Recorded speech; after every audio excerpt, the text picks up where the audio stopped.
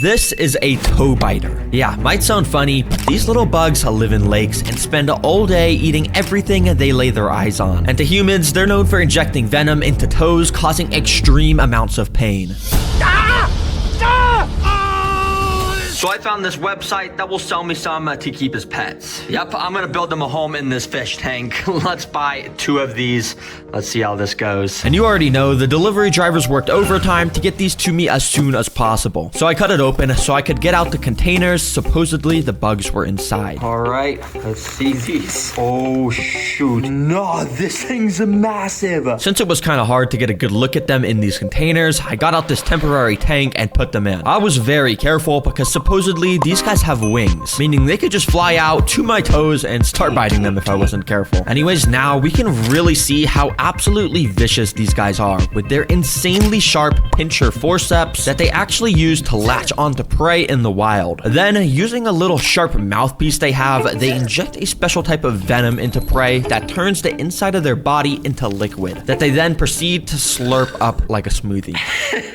Yeah, I really hope these guys don't escape while making this video. But anyways, let's just build them a home and keep them as pets. This can't go well, but the first step is to make the background of their home. To make this look good, I wanted to put this black board along the back. That way the tank would have more of this dark feel that matches how creepy the toe biters are. Then I got out some spray foam. Yep, wouldn't be a TerraGreen video without it. But this time I used the foam to connect all these pieces of cork bark along the back to add some sort of natural feel to it. I even went and covered all the excess spray foam with some dirt so it wouldn't be as ugly. But the coolest thing is, as you can see, is I actually hid some of these plant pots along the top. Basically, it's gonna allow me to plant some beautiful plants in here, and it's gonna be super luscious by the end of the video, probably. But to really complete this backdrop, we need to add these. These are called sticks. Yep, and we're gonna put these along the back wall. If you didn't know, sticks are really cool because they grow from trees, and they're actually made of wood. I'm just kidding, guys. I know you guys all know what sticks are.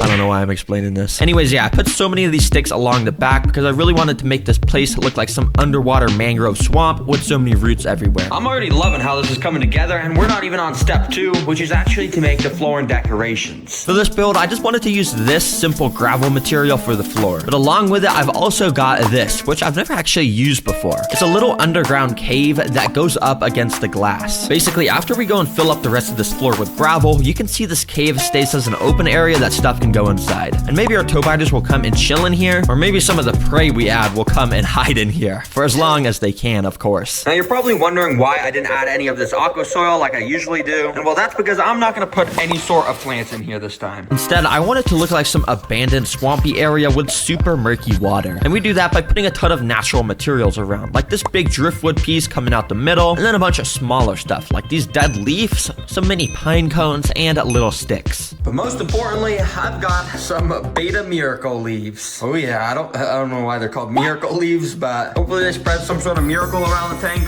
Something like that, surely. But actually, I kind of do know why these are called miracle leaves. Because if I go and fill up this floor area with just a bit of water, you can see over the span of about an hour, it starts to turn into this brown, murky color. That's because those leaves and all the other natural stuff I added inside is spreading around tannins in the water, which turns it this color. And it's actually super healthy for any fish or bugs that would live in here. Dang, the more you know. Anyways, I drained that while I continued on with the build by putting in a few lava rocks and covering them in a bit of the sphagnum moss, which I also put all over the background of the enclosure. Finally, the most important decoration is some little mini plastic boots. Yeah, because we all know at the bottom of every lake and stuff, they just got like boots and stuff. At least that's what all the fishing games I've played have told me. Yeah, I got some pretty cool decorations, as you can see. I'm just gonna put that there. Now for my favorite part of each of these weird pet videos, the DIY decorations. And for the first one, let's make some pictures. Yep, I literally went out and bought these mini dollhouse picture frames. I'm just gonna scatter all around the enclosure with funny pictures of toe biters. And to make some funny pictures, I gotta do some photoshopping. I'm a Photoshop master, so this should go pretty well. First of all, I used my expert skills to make a picture of a toe biter eating one of its favorite foods ever, a frog. Yes, they actually eat frogs in the wild. Then I made this picture of a toe biter flying in the air with beautiful angel wings. Because yeah, like I said, they can actually fly with their actual wings, but they don't look as majestical as these angel wings, of course. Finally, I found this picture of what it looks like when a toe biter lays eggs. Yeah, apparently they literally keep them on their back until they hatch. So I put a bunch of baby toe biters all around this mom toe biter. Then we just gotta go and print out these fantastical pictures. And yes, I finally got a printer at my house, so I don't gotta go to the store no more. And wait, no, what the heck is this, bro? Oh my gosh. Oh my gosh, I forgot you gotta buy color for the ink.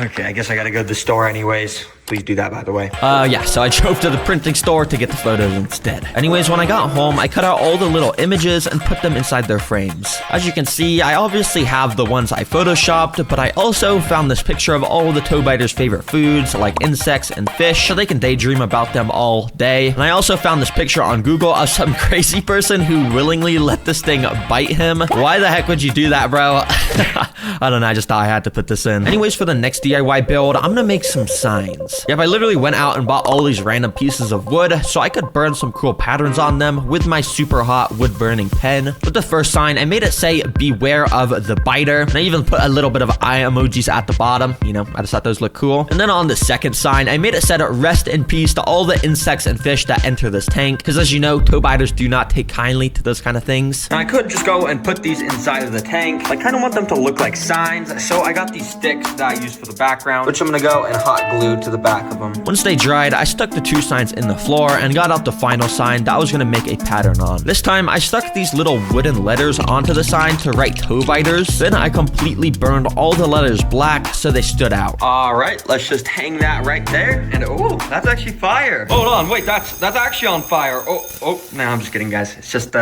some editing. Yeah, don't worry, but it is actually fire. That's pretty cool. And now the build only needs one more thing. Some plants to put in those pots that I had at the top of the enclosure. So I drove to Walmart to buy them. Oh yeah, I haven't been to Walmart in so long. I already know they're gonna have some fire plants. Bro, what is this? Wait, this is the entire plant section? Yeah, I don't know what my Walmart is doing, cause why the heck is there only like 5 plants here? None of these plants are even the right type and they would all die in the water. Come on, Walmart. Hashtag bring back the plants. Everyone comment that. We actually gotta bring back these plants. Anyways, I went home and instead just got out these terrarium plants that I had sitting in my garage. Listen guys, I tried to go to Walmart. I know you guys get mad at me whenever I don't, but hopefully this is good enough for you guys. And anyways, once the plants were inside, I filled it up with water, and as you can see, it turned super brown from all the tannins, of course, which is perfect. That's exactly how I wanted it. And yep, this is now 100% complete. We don't need a filter or anything because toe biters are extremely resilient to water. So the next thing is to literally just get these guys inside. Okay, I gotta be extremely cautious with this. I have no idea how I'm gonna do this. I'm just gonna, okay, 3, 2, 1, quickly pick it up. Oh, they both fell off. No. Okay, they're swimming around. I'm gonna put this back on top so they don't fly out. So I instead went with a different approach and moved the cork bark to the new tank and instead used this net to try and transport the toe biters without them flying away. Okay, move. Okay. Thankfully, it was a little bit more successful, so I did the same with the other toe biter, and you can see they both just swam straight down to grab onto something, and they stayed completely still. But they do this for a purpose. You see, toe biters have evolved to have the exact same pattern and shape as a dead leaf, and they stay completely still till some prey swims by them. Then they pounce on it. So you already know, let's test the 3 food sources with these guys. You see, insects are great and all, but in order for my toe biters to be healthy and thriving, they need to eat fish, because that's what they eat in the wild mostly. And thankfully online, there's tons of websites that sell feeder fish just for this purpose. So I bought 2 of them so we can get our pet toe biters their proper nutritions. The next day, they got delivered, so I got them ready to feed. All right, let's do this. And I even got my GoPro so I can get some nice underwater shots of these toe biters eating. Let's dump one of these fish inside. The fish that I had put inside immediately started swimming around. But little did he know that this was the home of my pet toe biters, which were secretly sitting right next to him, watching his every move. And only a couple minutes later, he got a little too curious and started swimming near the toe biter. The toe biter was preparing to strike, but he had to wait for the perfect opportunity in order to not scare the fish away. And when the moment was right, he pounced off the rocks and missed and scared it away. Bruh, come on, I thought you were a master hunter. So instead, 5 minutes later, I decided to just help him out by feeding him with some tweezers. There you go, boy. Hope you enjoy. And yeah, this seemed like it was probably his favorite food, and he would not let go. The mealworms are one of the most common foods for the the kind of pets I keep, so I had a feeling these guys would definitely enjoy them. First of all, I dumped one in the water with some tweezers and waved around in front of this guy. And instantly, he dashed off of his rock towards it, and it actually scared me a bit, but he didn't even actually end up attacking the mealworm. So when he found a new spot to go and rest, I did the same exact thing. And this time, he struck at it, and he scared me so much, I actually dropped the tweezers with the worm. I don't know why this scared me. I'm literally using tweezers, but yeah. Anyways, on the third attempt, this is what happens. He went and grabbed the mealworm with his claws, and he actually got a good grip with it. Then he brought out his sharp mouthpiece and started finding a good spot to poke into the worm with. Eventually, he made the bite, and as I said earlier, they inject a special digestive enzyme into their prey that turns the inside of them into a liquid that they then proceed to slurp up like a smoothie. And yeah, this must have been a tasty, tasty smoothie. I think there's roaches in here. Oh yeah, right there. You see them. I wanted to make this one quick, so instantly I put one of these roaches in front of the second toe biter, and almost immediately he pounced onto my tweezers totally, and he just like would not let go. I think he didn't even see the roach, so I just knocked him off the tweezers and tried again. This time he actually grabbed the roach, but he also grabbed onto my tweezers again and straight up just would not let go. So I kind of just set the tweezers down while he ate the roach, and you can see this guy was also absolutely slurping this up and probably enjoying it a lot. There are billions of lizards alive across the world, but out of all of them, one species stands out as unique. What the hell, what? Chameleons. You see, chameleons have the ability to be bred to have extremely rare color patterns, like a literal rainbow. But I just came across the rarest color variation that I have never seen before. This beautiful red and blue chameleon that literally looks like a Nintendo Switch. Just to represent how rare this is, let's say there's a billion lizards on Earth and about 1,000 of those are a chameleon with this exact color morph. That would mean there is a 0.0000001% chance of this existing. And sure, it may cost $899, but this is gonna easily be one of my coolest pets ever. And once I get it, I'll show off some special abilities of chameleons that many of you have probably never seen before. But it's gonna take a few days until it gets shipped out to my house. So in the meantime, I probably should build up an enclosure for the chameleon with everything it could possibly need to live an amazing life. And of course, to build that, I'm gonna need the giant 120-gallon terrarium and hundreds of dollars worth of supplies. But to start the build, the only thing we actually need is some dead leaves and bark. You see, to make the floor for a chameleon, you don't want to use normal materials like dirt. This is because chameleons have these special tongues that when they're shot out, they'll pick up stuff like dirt on the floor and eat it, which will make the chameleon sick. Yeah, I don't want that to happen. So even though this floor is super simple, it's actually perfect.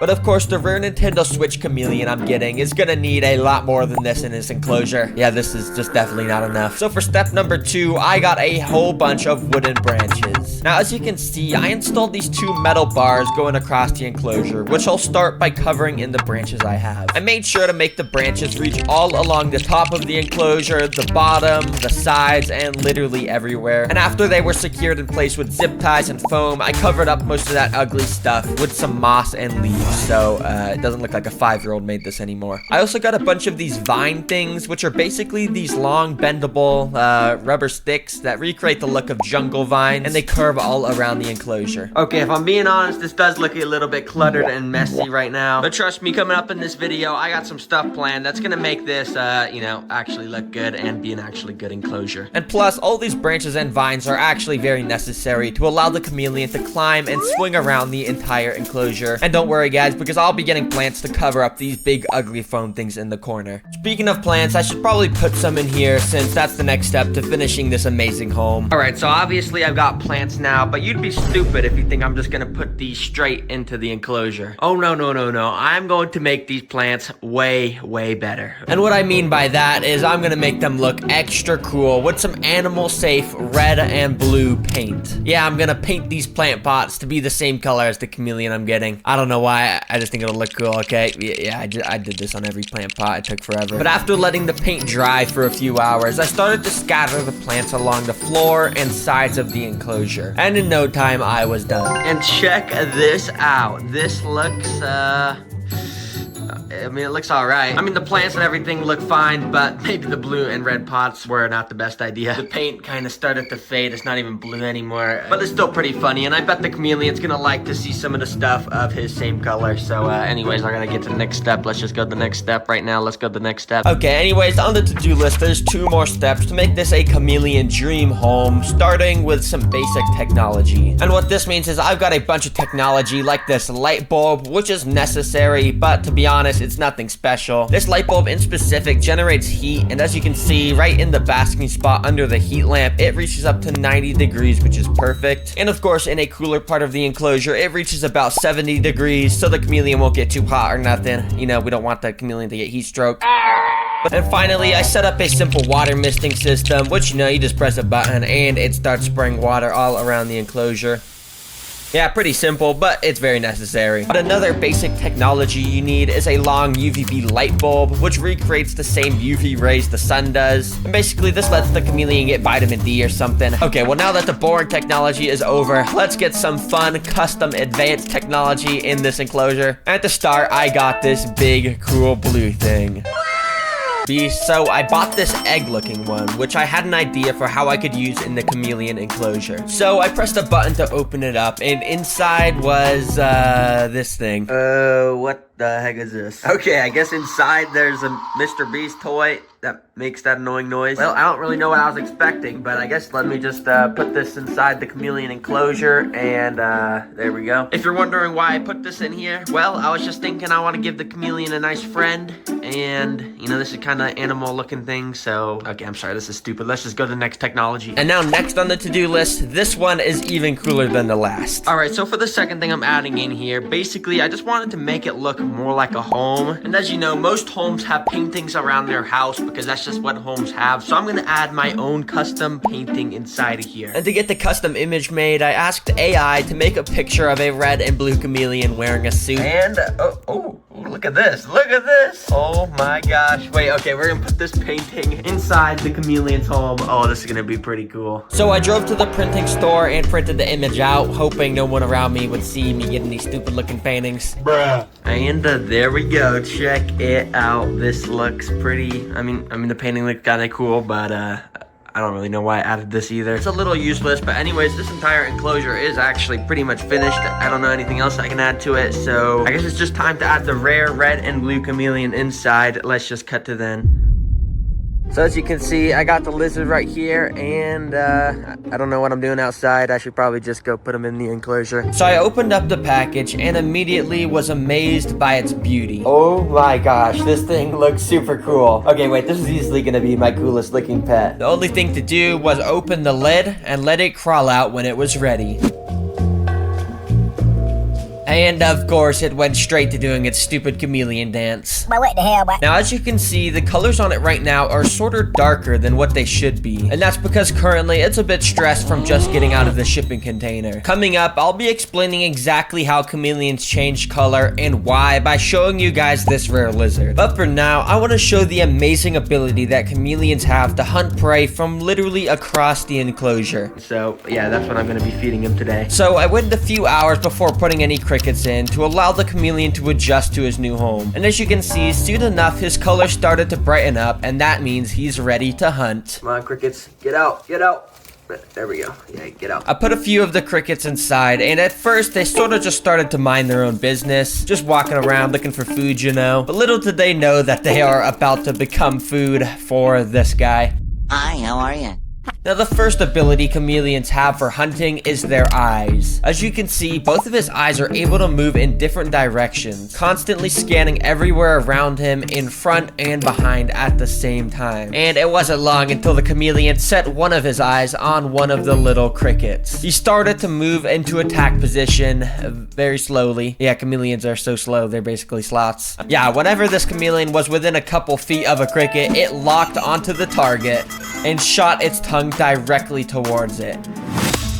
And because the tongue is so sticky, it just brought the cricket in with it so it could enjoy a nice, tasty meal. And after seeing how cool it was when the chameleon, and while this cricket thought he was safe, little did he know what was about to happen. Chameleon's second ability, their insane tongue that's over a foot long. Hunted, I got a funny idea. Okay, you see this cricket here? I'm gonna get this onto my hand like that. And then I'm literally gonna try and feed the chameleon from my hand. You can see it's right there. It just jumped off. Okay, take two. We're gonna put this right next to the chameleon's mouth. And there we go, that's the perfect spot. Eat it, bro. Eat it. I wanna see this thing eat from my hand so bad. It's literally right in front of you. Hello? You're just gonna watch it? It's crawling all around my hand. You have the perfect opportunity, and you're not doing it. And okay, I think the chameleon's just walking away at this point. I guess he doesn't really want to eat from my hand. I'm sorry, cricket, but I'm just gonna, you're gonna get eaten. Anyways, I should probably name this rare chameleon. And like I said earlier, this thing has the exact same colors as a Nintendo Switch. So I'm gonna name my chameleon Switch. Yeah, I mean, it's a pretty creative name, I know. Anyways, now I'm gonna show you guys exactly how chameleons change color, and it might actually be pretty surprising changing colors. And while this viral video is actually very cool to watch, it is completely fake. Yeah, chameleons can't actually control their colors like that, and in reality, they only have the ability to become slightly darker or slightly brighter. This happens because it's super tiny cells in their skin that can get bigger or smaller depending on certain conditions like heat. You see, when I first put Switch in the enclosure, he immediately ran up to the heat lamp and sat under it, which made his color change to be way brighter. Anyway, Switch is very cool, and I've only just scratched the surface of chameleon care. I might even end up doing another video where I breed Switch and another rare female chameleon to get an ultra rare chameleon. Terrariums are an awesome way to bring a chunk of an ecosystem into your room, but they can get extremely expensive. That's why today I'm gonna build the best $10 terrarium and the best $1,000 terrarium to figure out if you actually need to go into debt to create one. And to start off, and oh yeah, these are more in my budget. Okay, this one might work well. 3 sort of new jars. They're apparently in excellent condition, but one has a giant crack in it. I don't know if that's excellent. Yeah, I mean, I could probably make like leaf scott out of this and stuff. I don't know. Let me just go buy it. Okay, so I met up with the guy and gave him the $5 bill, you know. And of course, now I got the jars. Oh, that did not sound good. And because I had multiple jars, I got the idea to build a different biome in each one. Like, what if in this one I built a forest, this one I built a desert, and then in this one I built a lake? I mean, if I built a lake, it'd be more of an aquarium than a terrarium, but whatever. So that's what I planned on doing. And then at the end, I'd be able to compare the $10 biomes with the $1,000 ecosystem to see which was better. Okay, so I'm gonna create this first jar into a forest, and to do that I'm gonna need some basic materials like dirt, wood, rocks, and plants. The problem is though that we only have $5 to turn all of these jars into terrariums, and literally just a bag of dirt is over $10. Ooh, that's not good. But thankfully for me, dirt is actually free if we just, you know, walk outside. Oh yeah, look at this quality dirt right here. Let me just, you know, dig this up. All right, the dirt has been acquired. But before putting it in, I have to make a drainage layer in this jar first because that's just what terrariums need. But thankfully, that can be done easily again by just walking outside and picking up some rocks. All right, I put the rocks in, but now typically you'd use some sort of material like this window screen to separate the drainage layer from the substrate. But of course, window screen is definitely not in our budget, so we're gonna have to think of another alternative. So I did some searching around outside, hoping I could find something. Okay, I guess there's some plastic here. Wait, this could actually work. Has some like Chinese on it. I don't know what this says, but okay, wait, let me see if I can use this. And as the saying goes, one man's trash is another man's terrarium substrate separator. I poked some holes in the plastic to allow water to pass through, and that let me put the dirt on top. And there we go, the base of the forest terrarium is finished. But obviously this is not a forest, it's just dirt. So in order to make it a forest, I needed to add in some decorations, which just meant I had to go outside again and pick up more stuff. Yeah, that's kind of what this entire forest build is. As you can see, we got all sorts of supplies, which is gonna allow me to customize my terrarium to my artistic liking. And wait, look at this plant here. The roots on this one looks like it's growing some sort of vegetable or something. Wait, is this like a radish or a green onion? Wait, does it taste like one? Oh, it does not taste like one. Anyways, I put the decorations in the build. All right, now time for the grand reveal of this forest. Let's move this down and oh yeah, look at this. Okay, maybe it's not that cool, but at least it looks pretty good for being basically free. Now, there's just one more thing to do to finish this little forest, and that's to add some life into it. Now, it'd be cool to add like a frog or something in here, but yeah, this is probably not big enough for a frog, so I'm gonna have to settle for something I find outside again. Now, to be honest, I'll just settle for like an earthworm or something. Oh, wait, I see something right there. Wait, do you see that? Oh! Wait, bro, there's a cricket. Okay, wait, this is even better than a worm. So I picked up the cricket and put him into his new home. All right, and the cricket is in there. Can you see it in there? It's kind of hard to see, but it's right there. Bruh. The forest was now complete, and to finish off the $10 builds, I still needed to make the desert and a lake, which will be a lot more interesting to build, since I won't be able to just find the materials. And as you know, the forest build is already done, so we're moving on to the desert build now. Now for the drainage layer of this, we can do the same thing we did in the forest, and just go get some rocks. But now this is where things get tricky, because I can't really just go outside and get sand, because I basically live in the middle of not a desert. You know, there's trees outside and stuff. So that means the only way I can get some sand is if I buy it. I don't know if there's actually gonna be any sand under $5 that I could buy. Let me just search it up anyways, and oh, that's not good. And wait, $2 for sand. Oh my gosh, it's not even lying, $3 for sand. Okay, that is actually so good. I can actually get some sand now. Well, I guess let me go to Petco. I'll be there soon. Thankfully, it was still in stock when I got there, so I bought that, and then I poured it in the jar. Now, similar to the forest terrarium that we built earlier, we're gonna need plants for this desert one. Now, ideally, we get a nice cactus in this thing. I think that'd look pretty cool. The only problem is, as you know, our budget is lacking a little bit. Okay, well, maybe there's a chance I can buy a cactus for super cheap. Cactus near me. And yeah, $1,000, $200 for a cactus. Wait, there's actually one for $1. Wait, what? Okay, wait, this is actually good. I can buy a cactus for $1. That fits in our budget. It's at this store called Michael's. I've never even heard of that, but $1. I guess I'm going to Michael's. So I went there, and they had some absolutely fantastical cacti to choose from. So I got myself this. This massive cactus was only $1. Dang, I've like literally never heard of Michael's. There was no cars in the parking lot. Guys, you need to go to Michael's. They got some fantastical deals there. All right, let's get this in here. I'm gonna dig out a little hole with my golden spoon. Don't ask why it's golden. And so I added the cactus in, and the desert build was now complete. But to fully finish the terrarium, I once again needed to add life into it. And since I wouldn't be able to buy anything with my 71-cent budget, I got the idea to put a worm in there from outside to act as a sandworm. Because, you know, I didn't really have any other options. All right, let's put the sandworm in his home, and there we go. The desert build is now finished. I hope you enjoy your new life, little boy. Okay, so I was planning on moving straight to building the lake right after this. But you remember how I got this cactus at Michael's? Or, Michelle? I don't remember what it was called, but you know how I got this cactus? The first two terrariums are done. Now we just gotta focus on this last one, which of course is gonna be the lake. Now, I bet some of you have probably been wondering, how on earth am I gonna turn this into a lake? Well, it's pretty simple, actually. Let me show you how we're gonna do it. We're just gonna take this, we're gonna take it out to my car, buckle it in, and drive. Now, you see, I figured the best way to make a lake terrarium is to just go to an actual lake and scoop up the sand and water. That way, I wouldn't have to worry about our lack of money. All right, I've made it. I mean, it's not a lake, it's a river, but no, it's gonna have to do. And this is very embarrassing. I really hope someone doesn't see me trying to pick up this water and put it in my jar. To have Serrate around me, no one's near me. I have time to get this water, baby. Give me this water. So I collected all the water I needed and also scooped up some of the dirt so I could bring it home. So I added everything in, and the lake ended up looking like this. Yeah, not very appealing. Well, there wasn't much I could do. So anyways, I needed to add life into it. And just recently they had babies. So I'm just gonna yoink this guy and put him into his new home. Do you even see it in there? It's there, I think. Wait, no, I think it's there. I can't even tell where it is. I think it might be dead. The $10 builds were all completely finished, but don't leave yet, as now I'm adding the most coolest, epicest for my $1,000 terrarium just arrived. So I'm gonna start building that first. Okay, this is pretty heavy, but I think I got it. There we go. That is the box, you know? So let me open this up, and I swear, if this thing is not already put together, I'm gonna be very mad, because I do not want to build this from scratch. Oh no, I don't think this is put together. Yeah, it's definitely not. There's just glass panes here. Okay, there goes 2 hours probably. 2 hours later. And along with the tank, I also did buy a bunch of supplies, about $395.87 worth of supplies, which are right here.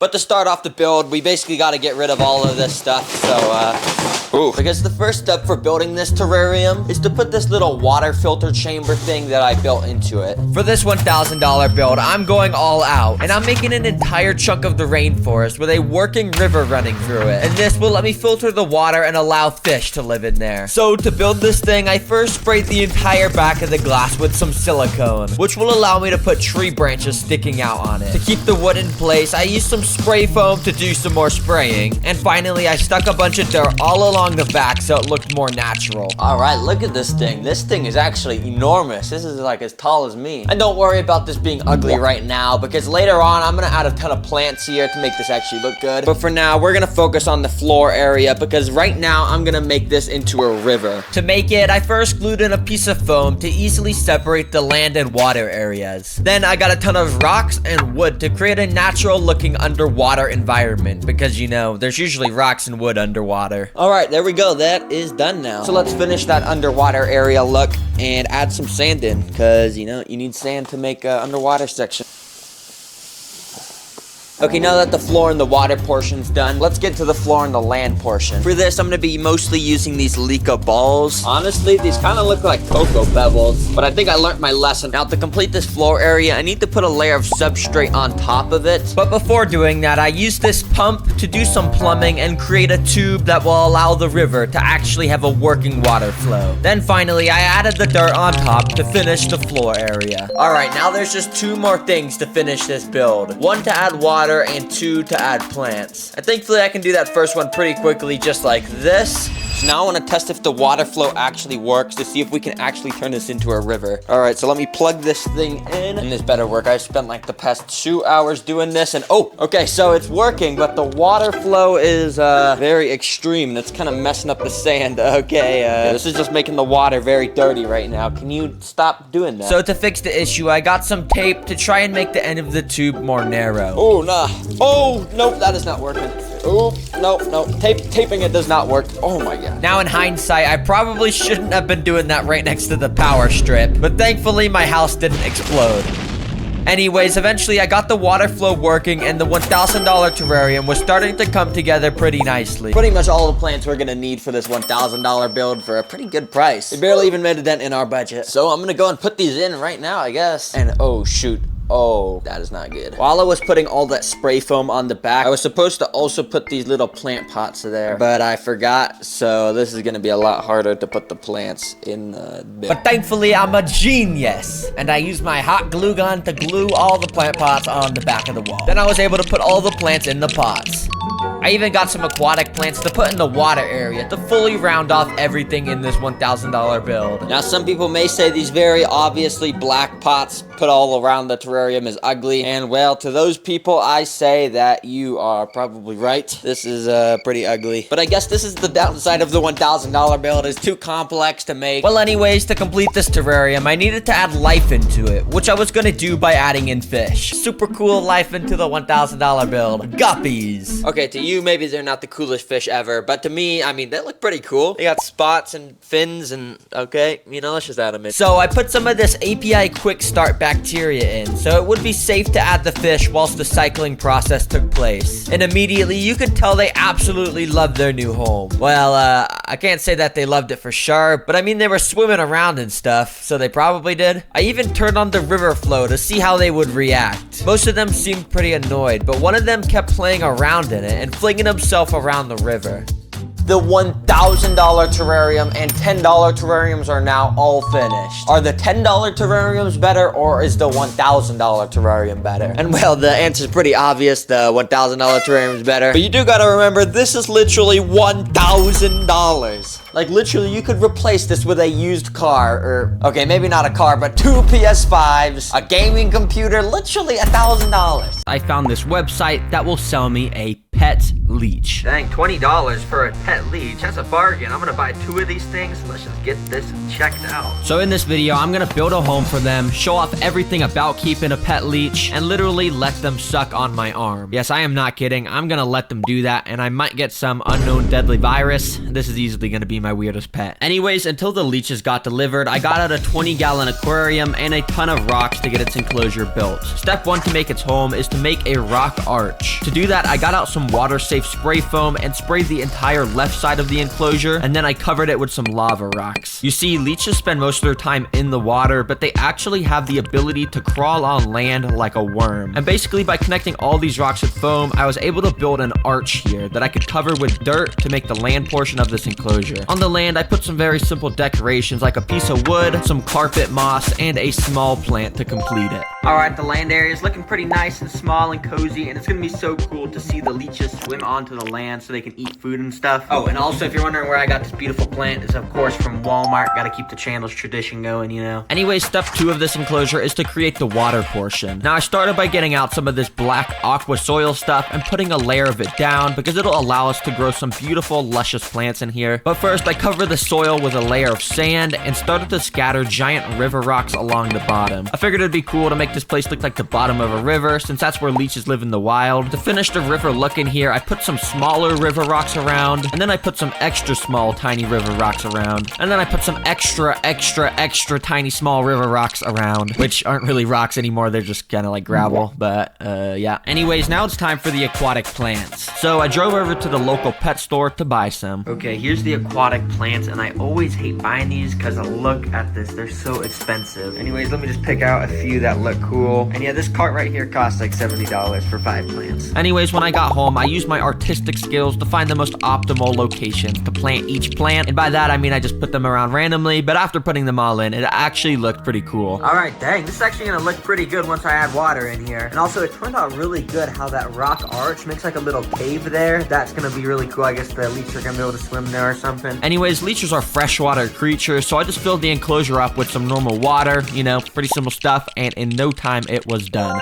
All right, I'm liking the look of this a lot, but if you look at the dirt, it's absorbed the water and it's super moist and it kind of looks like mud right now. Now, because the humidity's so high right here, mold can actually grow, which is of course not good for the leeches. But don't worry, because I have the perfect solution right here. Inside of this container, I had some little insect creatures delivered to me for step number 3, the mold cleanup crew. These are springtails, which you may have seen before, but I have a cool idea for them this time. They're basically just super tiny white insects that I guess eat mold when it grows in here. And yeah, there's tons of these things in here, so I just dumped the whole container on the land. All right, I think it'd be really cool to get a time lapse of these little guys eating. And since there's no mold in here right now, apparently their second favorite food is yeast, which is like a fungus or something. I don't really know.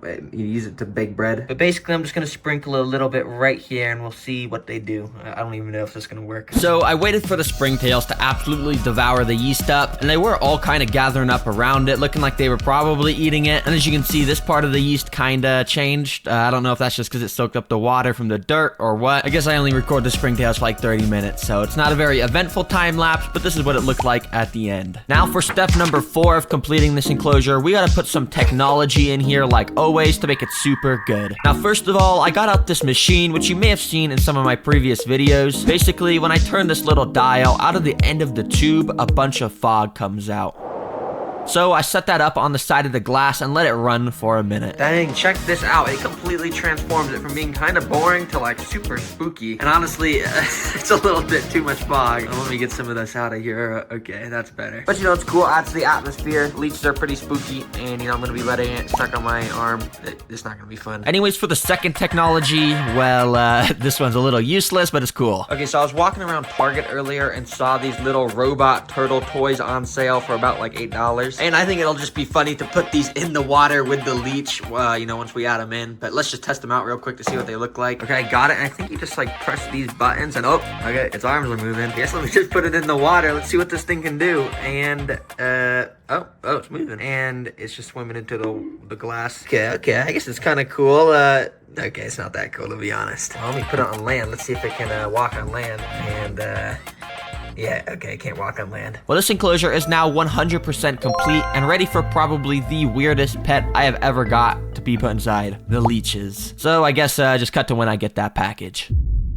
Alright, supposedly in this box are the leeches. I just got them shipped. I still can't believe we're going to be keeping these as pets, and I'm literally going to be letting it suck on my arm. This is not going to be fun at all, but it's going to be pretty entertaining. But hey, let's just go get these guys in their enclosure. We don't want them in their, you know, shipping box anymore. Let's go. So I brought the box inside and opened it up. Oh, nah, bro. The leeches are inside this little foam box. I do not even want to open this up.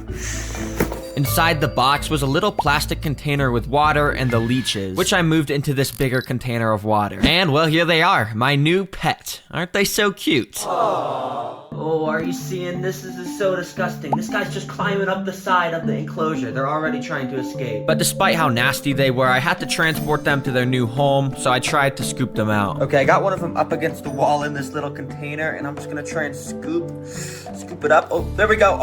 Oh, shoot, it's not going good. Oh, no, is this thing trying to escape right now? No, this is not the time. Can you please go back in the container? Oh my gosh, it's just on my table. But eventually I got it back in, and I was able to put both the leeches into their new home. And right after dropping them in, it didn't take long for the leeches to start swimming around and be super active. Basically, how leeches work is they mostly get around by swimming around just like this, like how a sea snake would. But on one end of their body, they actually have a little suction cup so that they can grab onto walls and rocks so they can stay still. And of course, on the other end of their body is the mouth that they use to, of course, grab onto animals with. Okay, as you guys know, these leeches get most of their food by sucking the blood out of other animals. Hi. I'm just bringing you in here because I want to show you my new pet.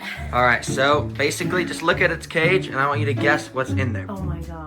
Do Dude. you see anything in there? Yeah, it's in the jar. Yeah, right It's there. disgusting, in the dude. jar. I had to put it in a jar just because Is it a centipede? a centipede is I underwater. don't know. That's a leech. No, dude. A pet Dude, leech. no. Isn't a pet leech cool? No. Is it the sucking of the blood leech? Basic, yeah, sucks your blood. But you know, we gotta feed it. Oh, right. I see where you're gonna go with this not happening. Yeah, don't worry, we're definitely not gonna be feeding it anyone's blood. But I wanna show you this thing you see on top. You can put fog inside. That's neat. But I don't only have fog, we also got some turtles. Some little turtles. Yeah, they just kind of move around. They're kind of cool. Why is it in a jar like that, though? Oh, you're wondering why it's in a jar? So basically, it's in a jar because I need to do something with it, and I need you to record me do something with it. Oh my gosh, okay. So basically what I'm gonna do is I'm gonna pick the leech up and I'm just gonna take all the water out and then I'm just gonna put this upside down right here. And basically I need you to take my phone and record me sucking the blood out of my arm. No, you're not gonna do that. Yes, I have to No, do we're it. not, dude. Why do you have to do that? Because I said I would do it at the start of the video. Oh, right. I'm just gonna take the jar and put it here. Oh my gosh, So it does no. something. Why are we doing this? Don't worry. No, dude. So this might take like a couple minutes, I For don't know. it to even get out of there? Yeah, you see how the suction cup is on the jar? Yeah. Here, maybe I can like it. Okay, it could happen right now. It could happen right now. No, no, no, no, no, no, no, no, no, no, no, no, no, no. No! Okay, it's biting me. Dude, why are we doing this again? Go back a little bit. Oh my gosh, oh my gosh, oh my gosh. Okay, it's biting me right now and it's sucking my blood. I feel the blood coming out of my arm. Oh my god, Okay. no. Ew. It Is feels it? so weird. Does it? So basically, it's injecting like a chemical in my blood right now to make it run faster so it can suck more blood out. Oh! Oh my god, are you serious? Is this, can it really harm you? Does No, this do hopefully anything not. to you? So I don't know how to get this off actually. No, I'm flicking it off. No, so you can't flick it off. Okay, so the teeth are like going harder into my body. So some people feed these for like 3 hours at a time, but yeah, I'm not doing all that. Oh my gosh, they actually let them feed your blood for 3 hours. Yeah, you just kind of want to like trick its teeth into like scaring it, you know, so it will unbite it. All right, and just like that. Get off, get off, get off, get off, Oh get my off. god, get up. Ah, bit me again. There we go, just like that. It's all fine and dandy. So that's my new pet. What? No, dude, let's just throw it in the toilet. Okay, we're not gonna do that. Don't worry because we got princess band-aids right here to heal the wound. gosh. And we got some cream or something I guess you gotta put on it. Neosporin, yeah. Okay, so first we just gotta get the cream, put some on there like that. Maybe that's a little too much. And then we have our princess band-aid. So we just take that out. Oh, I don't know who that is, but it's a very pretty princess. And boom, just like that, we just fed our pet leech.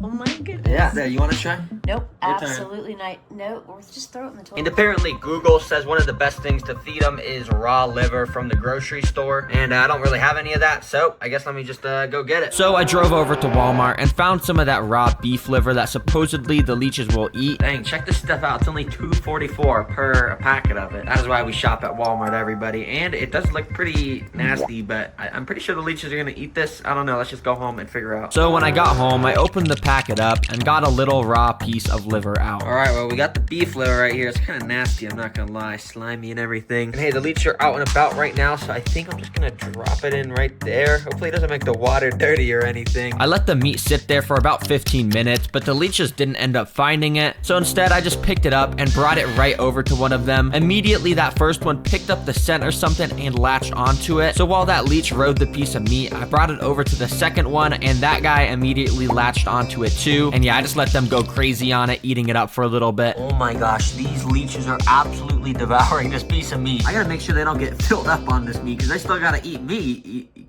Can you guys come off, please? Oh my gosh, if they're this hard stuck on the meat. Come on, Dad, let's get this in my car. Guys, we just bought this tank from someone who said he didn't want it anymore. And apparently there's a live turtle inside, but I haven't seen anything yet. Yeah, we gotta get this thing home quickly. Yeah. Wait, stop. I think I just saw something in there. Wait, do you see that? And after taking a closer look, you can see the turtle was right there, chilling under a piece of wood. So we took off the lid to get it out. Yeah, look, the turtle's in here. Wait, should we take it out until we get home? Well, we don't have a place to put it. We might as well just keep it in there. I guess so. I mean, we're not super far from home. He looks all right. Let me just put him back in here.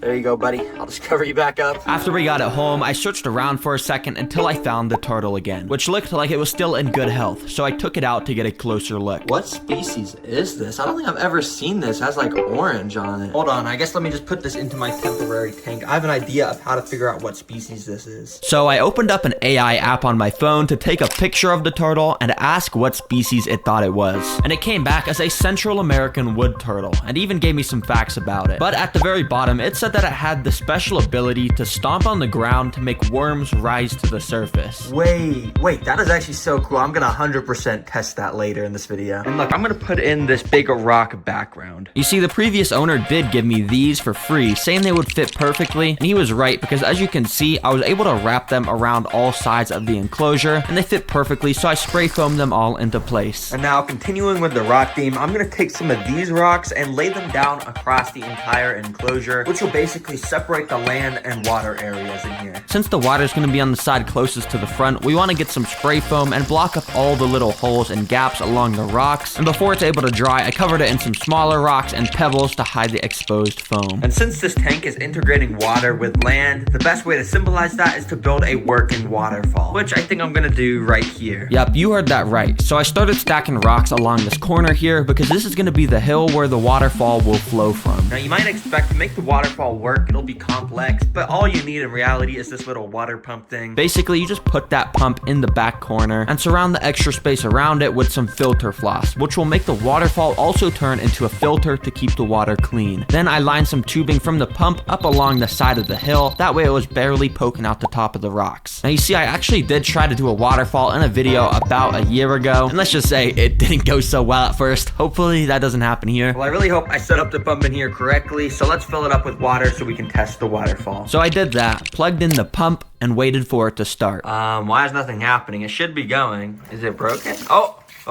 Well, it just went for a second. Wait, what? Oh, it's going again. Okay. Well, I mean, it's working. It's getting the water from the bottom to the top. So, yeah. It's kind of just splattering water all over me, though. I gotta turn this off. Thankfully, I was able to change a setting on the pump to make it less extreme, which made it a lot more calm and into a beautiful flowing waterfall. So finally, I glued a little bit of rocks along the top of the pump to hide it and drained out the dirty water. Well, thankfully, I got the waterfall working. So now it's time to finish up the floor and decorations in here. First of all, I wanted to fill the land section with these clay leca balls. You see, the two sections are mostly separated by rocks, but just in case a little water leaks through, this leca should absorb it, keeping the land nice and dry. Next, I cut out some window screen matching the exact dimensions of the land, and then put the dirt substrate on top of it. But this land area is looking pretty boring, so let's get the basics like some small rocks and wood inside. Then let's put in some of this fern moss to add some color. And this is a live moss I've never used before, and apparently when you spray it, it actually just starts growing really fast. So in just a matter of a couple days, the entire enclosure should be taken over by the moss. It should look pretty cool. And finally, I put a ton of these branches on the wall to fill in the empty spots at the top of the enclosure. Alright, well the land area is now all complete, and my favorite part is this little area I made under the waterfall. As you can see, it's nice and cozy in there, and the turtles will be able to set up camp in there. And now it's time for the water area, which is a little simpler, because we just gotta pour in sand, basically. And after getting a ton of that in, I put some gravel up against the edge of the rock, so it faded that rock texture into the sand texture. And finally, we can't forget more rocks, baby. Yeah, pretty much this entire riverbed is just made up of sand and rocks. Pretty simple. All right, the base of the tank is now complete, and after filling it with water, it looked even better with, of course, the beautiful waterfall now flowing. I got out all the plants and put some of them along the land section. It was mostly just some small plants to add some greenery, but in the water portion, I put in all the water plants, which definitely brought the whole thing to life a little bit more. And now the final step to finishing this enclosure is the cleanup crew. And you'll see what I mean by that in a second, but let's go to Petco. We need to get something that's gonna eat up any algae that grows in the water. And in this tank here, you can see there's some aquatic nerite snails. Yeah, those little things there. Let me get them in a bag. And after getting those snails bagged up, I of course had to buy a couple containers of springtails, which I could put on the land and would eat any mold that grows in that moist dirt in the enclosure. Oh yes, I'm happy they have these in stock. Let's buy these too. When I got home, I first let the little springtails loose and they all scurried around in their own directions and took cover amongst all the dirt and leaves. But oh, now it's time for the snails. Let's just put these guys in, and there we go. Now the reason I chose this species of nerite snails is because they can't actually have babies in fresh water. You see, a big problem with most snail species is they'll have like a million babies, which causes the whole tank to get overrun. So thankfully with these guys, that's not gonna happen. To finish off the tank, I put in a water heater, a water oxygenator, and some heat and UV bulbs at the top so the right parameters would all be met. And of course the waterfall I built in the back should mostly filter the water, but just in case it gets too dirty, I've also got this tiny little filter. Well, this place is now 100% complete and definitely is a big improvement from the trash I bought it as. And I'd say the enclosure is ready for the turtle. Let's get it in. Oh buddy, I got a big surprise for you. I know I've kept you in this temporary tank for a day, boy, but it was worth it because look at what I just built for you. There you go, boy. Welcome to your new home. Right away, the turtle climbed up onto the land to take a second to admire his new home. Then he jumped in the water and swam right up to a snail to try and start eating it, which wasn't possible, of course, because of the shell, so he kind of gave up. Well, dang, clearly this guy's hungry, and I already know he has some crazy hunting tactics for worms. Let's just warm the turtle up to worms by feeding him some of these bloodworms. Now, you may already know this, but bloodworms come in these little packets and are frozen. But when they're put in water, they start to thaw out and scatter worms all over the place. So I waved them around in front of him like everything else, and immediately he snapped at it and basically ate them whole. Out of everything I had fed him so far, it seemed like he was enjoying this the most. So it was time to upgrade them with some giant nightcrawler worms now. You see, what I did was let a few go down into the dirt on the land area to hide in there. Then I got another worm and waved it around in front of the turtle to convince him to come up to the surface. Once he was there, I waited hoping he would do something, but he kind of just stood there, not stomping on the floor to convince the worms to come up. I even waved a worm in front of his head, and when he didn't show any interest, I put a whole pile of worms in front of him, which he still didn't care about. I guess for some reason he's only hungry in the water. So after he jumped back in, I waved a worm in front of him again, and literally instantly,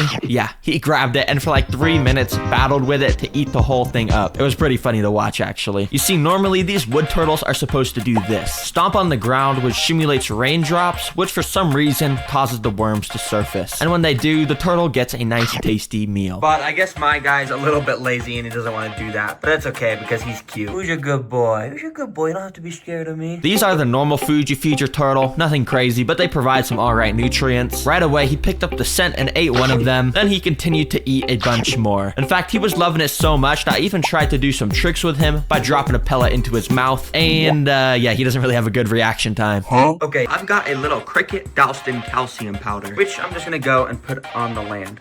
You gonna walk out?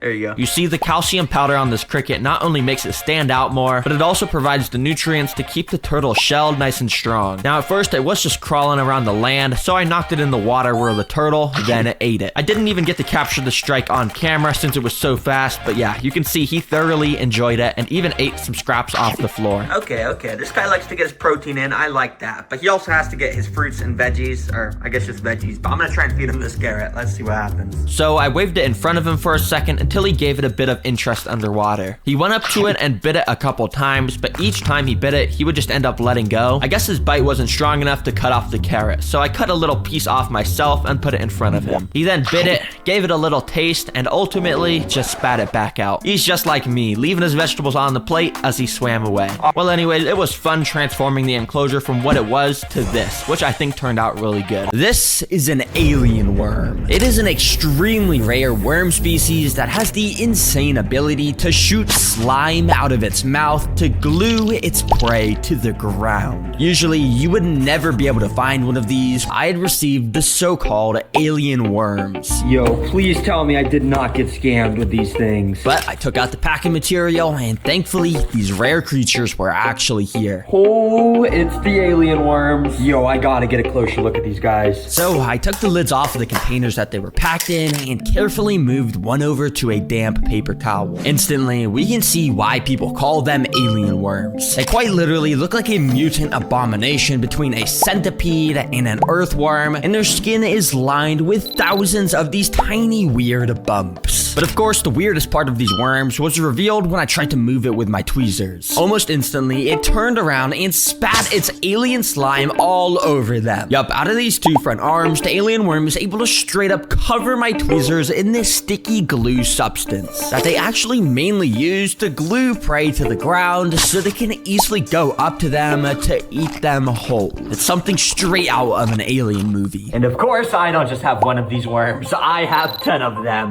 This is gonna be so fun. To get started, we need to recreate the alien worm's natural environment in this tank, which surprisingly is not actually some alien planet. These creatures actually live in the Central American rainforests. So I'm gonna be using some spray foam to make the background of this tank first. It's been a while since I've used it, but spray foam is the ultimate cheat code for rainforest tanks. Of course, because of the amazing ability to be able to stick stuff like dirt, sticks, and tons of other natural stuff to it to make it look, you know, natural. And once this background is looking pretty good, step 2 to making this tank is to do the floor, which is surprisingly important for our alien worms to get right. But thankfully, that's not too hard to do, because basically all we gotta do is just take some of these clay balls and pour it in like that. Then once that's filled up, we gotta get out some window screen. If you're a terrarium expert, you'll probably know I'm making a drainage layer right now. By cutting out this window screen and putting it above the clay balls, it lets water drain down into it, but it will still let us put our dirt right on top. Now, you may have noticed that whenever I've had one of these alien worms out, they've been on a nice damp paper towel. That's because this species needs constant moisture or else they'll simply dry out and just die. So that means for this tank, we're gonna wanna add a ton of this nice purified water down into the drainage layer so it'll just stay nice and moist. But I'm not just gonna pour water in the tank, that would be boring. Here on the TerraGreen channel, I gotta make things interesting. That's why I've got a Spider-Man water shooter to add the water. Yes, sir, this thing shoots streams of water just like Spider-Man's web shooter shoots webs. And yeah, this might be kind of stupid, but it actually makes sense to do this because if you think about it, Spider-Man sticks his enemies to walls with webs. And well, the alien worms, they shoot goo onto their prey. So yeah, this definitely makes sense to do. Okay, and I think it's out of water. Okay, I'm just gonna pour the water in normally. So yeah, after adding in the water, you can see this drainage layer now had a nice healthy amount of water in it. This moisture will help keep the dirt above nice and wet. And speaking of that dirt, it's now time to add that in. Lots of people sometimes like to make their complex mixes of tons of different types of dirts and mosses, but today I'll just be using this nice old bag of jungle dirt mix. This already has a good ratio of all the different types of natural stuff that makes up the dirt in the jungle where the alien worms actually live. There we go. Look at this place. It's actually looking pretty dirty. Yeah, you see what I did there? Dirty, because there's dirt everywhere. Anyways, in my hand, I have a ton of insects. Don't ask me how I got these. But you see, I have something I want to do with these. Basically, I'm going to dig a little hole here along the side of the glass, and then I'm going to bury all of these insects right there, basically. You see, obviously the alien worms eat insects, so I thought by burying these down here, there could be the slight chance that our alien worms would pick up on the scent and dig down to find them. To be honest, I don't even know if alien worms can dig, but hey, I guess someone has to find out somehow. Anyways, this is where the build starts to get fun, because now it's time to do the decorations. Yep, the first decoration I want to make is a cave made out of rocks. But it's actually cool how you make it. Let me show you. Yeah, you may just think that we could just stack a bunch of rocks on each other and call it a cave, but in reality, there's a lot more that goes into it. What I actually had to do is buy these wooden skewer things and essentially start poking them into the background to make these little platforms for me to place rocks on top of. This essentially lets me create an arch shape out of all the rocks here that the alien worms will be able to walk under. Then we basically glue all these together with some more spray spray foam. Yep, since it's black, it blends in pretty well. And once I covered most of the excess spray foam with some more rocks and dirt, boom, the cave is done. All right, but this place is still looking pretty barren, so I figured it was time to finally start adding some color around with this nice moss. Not only is it super beautiful, but if we leave it alone for enough time, it'll completely grow over the whole tank in a bunch of greenery. Okay, for the next decoration, you guys might think it's stupid, but I think it's genius. It's this stuff. And if you don't know what this is, it is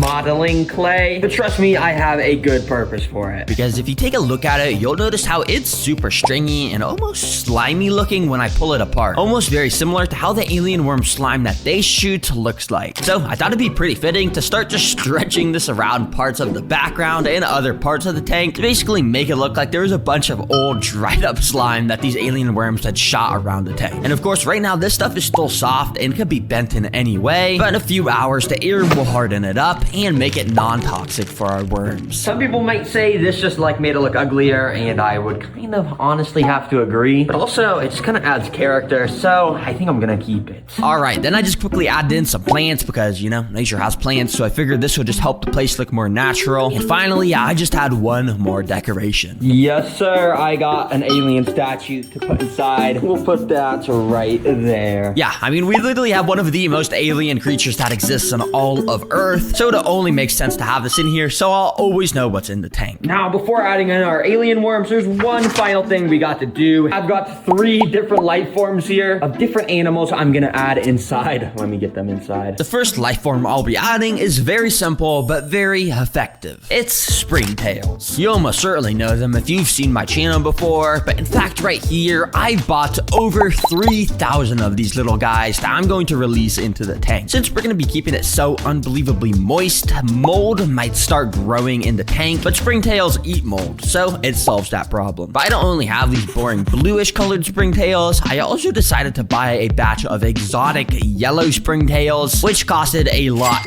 more, but they looked a bit cooler, so it was definitely worth it in my eyes. Okay, but this next life form is going to blow your mind. Check out what is inside this box. Right in here, I've spent over $50 on a couple tiny little isopods. Isopods are a little type of bug that basically just keep your tanks clean, but I didn't buy just any regular old isopod. Say hello to the rubber ducky isopod. Yes, sir, these things cost like 100 times more than a regular one, because if you just look at the front of its body, it literally is yellow and has an orange beak just like a rubber ducky. So yeah, people thought this was cool and decided to just sell them for an absolute insane price. And honestly, I think they're worth it because they're super cute, and the fact that they keep our tank clean, I mean, that's just sick. Well, hopefully you guys enjoy your time in the tank. And hopefully the alien worms don't decide to eat you guys. That would kind of be sad. And now for our third and final life form. This one is extremely creepy because you see, recently my friend Flytrap Films uploaded a video about a weird alien mold that he discovered. In this video, he literally showed off how this mold is able to move on its own and literally eat decaying insects. And for some reason, he decided to send his alien mold to me. And hey, we're keeping alien worms, so I figured we may as well try and keep this weird alien mold stuff too, to see if it interacts with the worms in any weird way. So I went ahead and opened the package Flytrap Films had sent me, and inside I was kind of confused by what I saw. He had packed a dish full of these tiny pieces of paper with little yellow specks on them. Now, I'm pretty sure these yellow specks are the slime molds. And because they grow at a rapid pace, it shouldn't be very long until ours come alive. So I'm pretty sure to make this alien mold come alive, we literally just plop the specks of it on this little dish, just like that, and then we put this oat right on the other side, so they'll have something to eat. All right, let's see if these start moving. So yeah, I just left my camera recording, and it only took about 30 minutes until one decided to wake up. Out of nowhere, this one at the bottom left started to pulsate its yellow body like crazy, and then it slowly started to grow off of the edge of the piece of paper it was on, and it started to walk towards the oat I had put inside. Yup, I have no clue how a literal mold is able to walk, let alone find food sources to swarm and eat, but after the mold got to eat a bit of this oat, it got enough energy to grow upwards towards the middle mold to merge with that and grow even stronger. Oh my gosh, I just woke up, guys, and look at this alien mold. mold what it's doing right now. Not only has it moved so much, but it's going to the other alien molds to like eat them. Nah. The alien slime mold kept merging around with more of the molds and eating more oats. And as I kept watching, unfortunately the dish kept getting all condensated and stuff, and basically blocked my view from getting all the interesting shots. But thankfully, we could still see some of the growth on the sides of the condensation, and you can see how active it was under there. Oh my gosh, guys, look at this alien mold. It is so crazy how much it is able to just completely devour these oats. And yeah, considering this thing started as a little tiny piece of mold and eventually got this big, it tells me that if it escapes into this tank, it might grow large enough to cover the entire thing. So, of course, I'll be going ahead and putting this alien mold in the cave like that so it can continue growing. And of course, at the end of the video, I'll be seeing if the alien worms interact with it in any sort of weird way. Anyways, this tank is now completely finished and ready for our alien worms so we can learn all about them. All right, let's get these alien worms in. Now, if you remember, I was moving them with tweezers earlier, but that was causing them to spit their slime at me, which I don't want them to have to do in defense since it probably stresses them out. So instead, I'm gonna try and gather them up with this spoon so the squeezing doesn't spook them. So I went ahead and gathered them all up and scooped them all into their brand new enclosure. It's pretty cute watching them all be bunched up into a ball like this together. Apparently, a group of these alien worms is called a cuddle, which I think is pretty fitting. But as you can see, it didn't take very long for a few of them to start venturing off on their own to explore. Out of all the worms I had gotten, most of them were pretty decently sized, like this one. But as you can see, a few of them, like these two, were still super small babies. Which I'm not gonna lie, these guys are super cute, and I wonder which kind of prey they even eat, and if they can shoot slime too. But yeah, I just think it's kind of stupid how each of these alien worms costed me $150. Even the babies, even though they're so much smaller. But yeah, that's just how rare alien worms are. Please subscribe. It was very expensive. Anyways, now let's let these creatures hunt 3 different types of food so we can finally study how they use their insane slime to attack prey. Sorry, crickets. Yeah, you guys are probably about to have a bad time. So I once again found a decently sized alien worm and put the cricket right up to him. Now at first the worm just didn't really care and was letting the cricket walk all over him, but eventually I placed a cricket directly on the head of the alien worm, and that's when it finally started to show some interest. It all of a sudden raised its slime shooters up and shot a stream of slime onto the cricket, of course trying to stick it to the ground so it wouldn't be able to escape. Now crickets can be extremely fast and agile, so this glue is extremely necessary here so the worm can essentially strap it to the floor. And we can see it worked perfectly because when the cricket tried to start moving, well, it was completely stuck here, and the alien worm started to advance its creepy alien mouth up to the prey and started to consume it. Well, that was until like 2 minutes later when it decided it was bored and ran off into the moss, leaving the cricket stuck behind. Yo, did the alien worm really just leave the cricket? Wait, nah, he came back. Bro, I thought he left. Wait, bro, I gotta get my camera back out. I didn't realize he was gonna come back. Yeah, apparently the alien worm wasn't done eating, so it came back so it could fill up a bit more. Anyway, since these things apparently love eating crickets, I decided to go around and feed the rest of the alien worms with their own crickets. And yeah, once again, you can just see how they shoot out their alien goo and just absolutely devour the prey from head to toe, sucking all the juices out. Well, these things are a lot bigger and juicier. They will certainly eat this. So I went ahead and located one of the larger alien worms and brought out one of the wax worms. You can see how the wax worm is essentially the same size as our alien worm, so I was almost expecting nothing to happen here. That was until this, when the alien worm locked onto the prey and it shot its slimy glue out. Now, it didn't shoot out a crazy amount, but it was enough for it to start moving in and eating the prey. Alien worms are equipped with these crazy mouths that have little razors inside of them, so they can absolutely decimate whatever they need to eat. However, you can see how the waxworm was not cooperating at all and was squirming everywhere, making it impossible to eat. So the alien worm decided to shoot even more slime out, which let it get a way better grip, and yeah, it started to eat.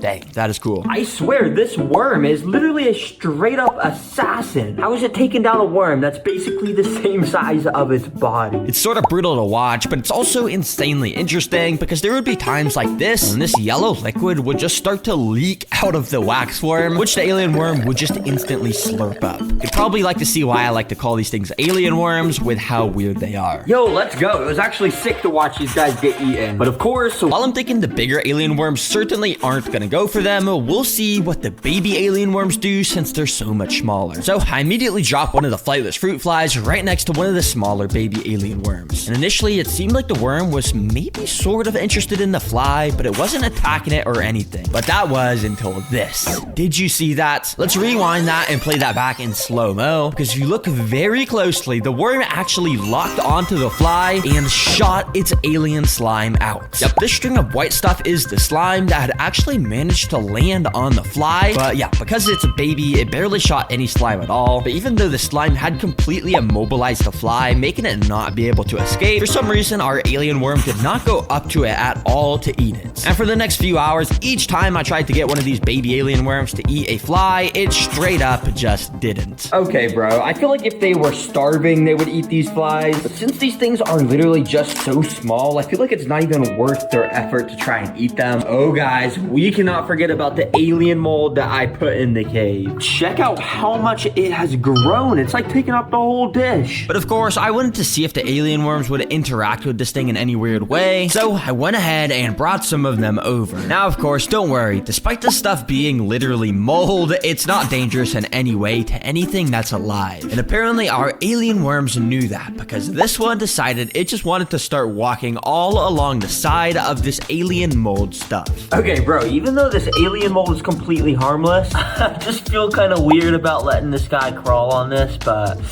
I mean, I guess it's fine. Dang, I wonder what it feels like to walk on that stuff. It's gotta feel weird. But yeah, nothing monumental happened. It was just kind of cool to see the alien worms be sort of interested in this mold. If a black widow walked into a Venus flytrap, what would happen? Would the trap close on top of the spider and eat it whole? Or would the black widow be able to use its venom to squeeze its way out? Well, I'm gonna be testing just that, along with tons of other insect types to see how strong Venus flytraps really are. I think I'm gonna buy both of these trap bundles. Then I'll be able to test the cheap and expensive traps to see which will be more effective at catching insects. But hey, I guess let me just check them out. And thankfully, only a couple days later, I got the traps delivered in the mail. After taking them out, I separated them into cheap and expensive. You can see the cheap Venus flytraps actually gave me quite a lot for just $10. And the traps themselves did look pretty healthy, big, and had that signature green and red color. Nice. However, over on the expensive side, you can see these are a bit different. They're not even packaged at all, and they look way more natural with moss all around the dirt. However, the main difference in these ones is that they're basically fully red. Like, they literally look like an apple. I've never seen Venus flytraps like that. But other than that, these traps mostly look the same, and hopefully at least one of them will be able to I put 30 minutes on the clock. Let's see what happens. Now, for the first little while, the cricket spent most of its time just walking on the dirt along the side of the glass to, of course, try and find an escape. Because let's be real, every cricket that sees me on this channel knows it's about to get eaten. He did not want to be in here. But after 5 minutes, he made his first approach to the traps. And one thing I should probably say is that the crickets are way more attracted to nectar, as it's a primary part in their diet. And that was shown because soon after, the cricket started to climb on the outside of the jaws of this trap. And right after that, I actually realized the cricket had stepped inside one of the traps, and it sort of looked like it was drinking nectar. But hello, Venus flytrap, there's a cricket standing inside of you right now. Are you gonna close? Yeah, the cricket really just stood there for 30 seconds, and when it was finished drinking the nectar, it started to walk out, and then finally the trap closed. Good job, bro. You were only a minute late at closing. I guess the cricket must have just not hit a trigger hair inside until the very end, which is why that happened. Anyways, nothing really new happened up until 15 minutes left on the clock, when I decided I wanted to add in 3 more crickets to make this more interesting. And while these guys all ran around the enclosure, I closely watched them to see if any would step inside any of the traps. And at 5 minutes left, this happened. You see, this cricket started to walk up the stem of this trap. Then he walked inside, realized it was a dead end, and tried to turn around. But it was too late because the trap closed on him, leaving him half stuck inside. So I literally just got some time-lapse footage of this guy to see if he'd be able to escape. And actually, while I was recording that, another cricket below also stepped into one of the traps. And he also got half of his body stuck inside. Thankfully, this cricket was able to use some of the stuff around him to pry himself out of the trap. However, I don't know if this guy will be able to do the same, since he's in the air and has nothing to grab onto. So I guess I'll just leave you here. Sorry, boy. Good luck. But anyways, that concludes the timer, and I would call this a half success for the cheap plants this time. But oh boy, am I excited excited to do this with the expensive traps. I didn't want to waste any time, so I put in one cricket. And this time, the cricket instantly walked towards the traps, like within a couple seconds. And he started to just play with his life, because he would just be walking through the plants like this, narrowly escaping the insane speed of these expensive Venus flytraps. Now, only a few minutes later, the cricket once again walked into a Venus flytrap. This time, he managed to dodge all the trigger hairs, and he put his mouth up to the lip of the plant to drink some nectar. But yeah, the second he started moving again, he wasn't so lucky, because the trap got an absolutely perfect close on him. And well, it only took 7 minutes for the expensive traps to fully capture a cricket. So once again, I'm gonna have to give the win to expensive. And I think I'm gonna rate that a 6 out of 10 for entertainment, because way more traps closed, which was fun to watch. But $10 traps first. Without wasting any time, I just put in a single fly and put 30 minutes on the clock. And if it gets caught before the timer's up, I'll add in some more flies. But instantly, as you can see, the fly started to climb along the glass to try and escape. Thankfully though, I've sealed this enclosure shut, and once the fly realized that, he ended up going back down to the floor. Now this is where things get interesting, because the fly landed on one of the pots with all of the Venus flytrap plants. What makes Venus flytraps so effective is actually their nectar. Just like normal flowers, these traps also produce nectar around this little green lip part of the plant. And basically what it's designed to do is lure hungry insects in,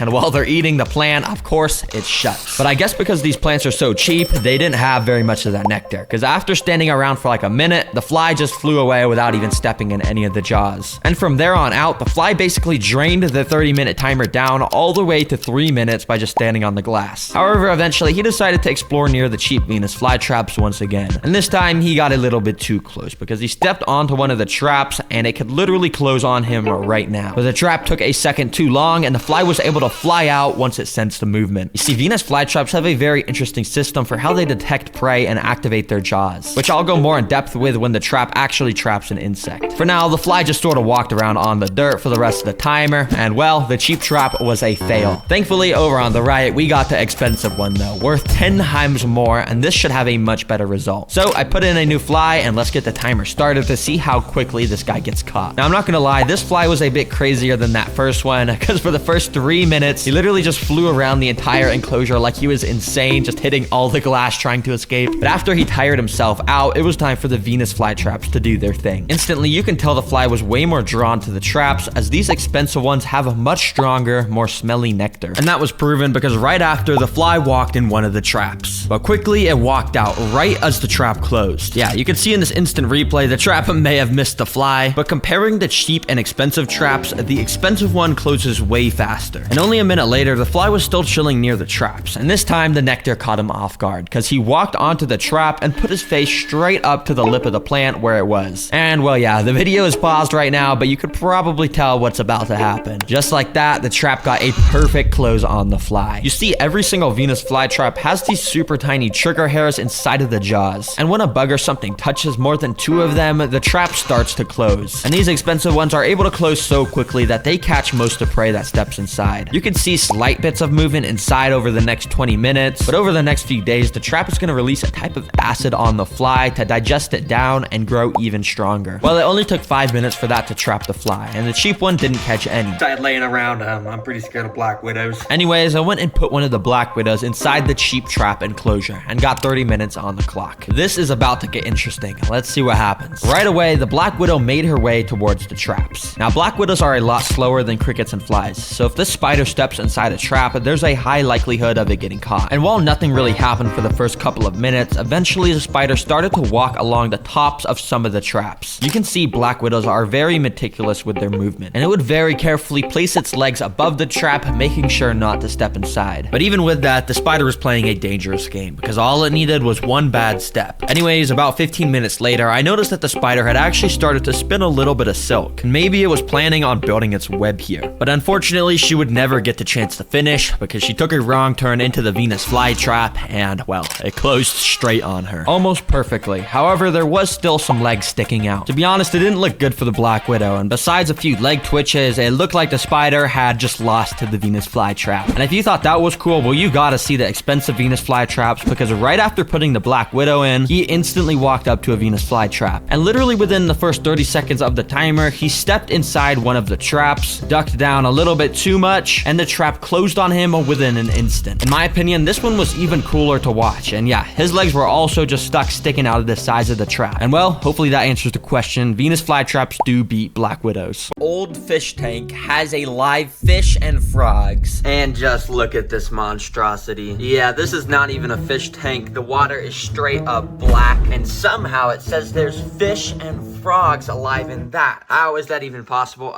I need to save those guys. So in this video, I'm gonna buy that tank, completely revamp it into the best fish tank ever, and save the fish and frogs that are somehow still alive inside of it. So first, I had to, of course, drive out to the seller and fork up the $20 needed to buy it. See, normally a fish tank for $20 would be a good deal, but this thing has a whole list of problems. But anyways, it's mine now, so we're just gonna go take it home and, run some diagnostics. We're just gonna see if these fish are gonna be able to survive. Let's go. As soon as I got home, I got out some water testing strips. And after swishing them around, I figured out that there was a bunch of problems with the current water. I needed to get the fish and frogs out of there as soon as possible. So I quickly got a temporary tank, built it up, and added some healthy quick start bacteria to make it safe for the fish. And of course, I can't scoop the fish out of this straight up sewage water. Yeah, I can't even see through it. So I quickly set up a filter, and after a few hours, I was able to see through the water. All right, it's 100% clear now, and if there's fish in here, I'm gonna scoop it out with this net. Oh, did you just see that right there? It's a good thing these are still alive. Let me get you out. Thankfully, the frogs were still okay, so I scooped them out. And eventually, I even found the fish all still in good health. I identified the frog species as African dwarf frogs, which are able to survive fully underwater. And the fish was the species of black coolie loach, which is this weird snake-looking thing. But of course now, it's time to focus on transforming this. I honestly can't get over how bad this is, like genuinely, who built this? And to start the process, this thing needed to be cleaned. So I drained out the sewage water and got rid of it. And of course, I took everything else out because, yeah, we don't really want any of this nasty stuff.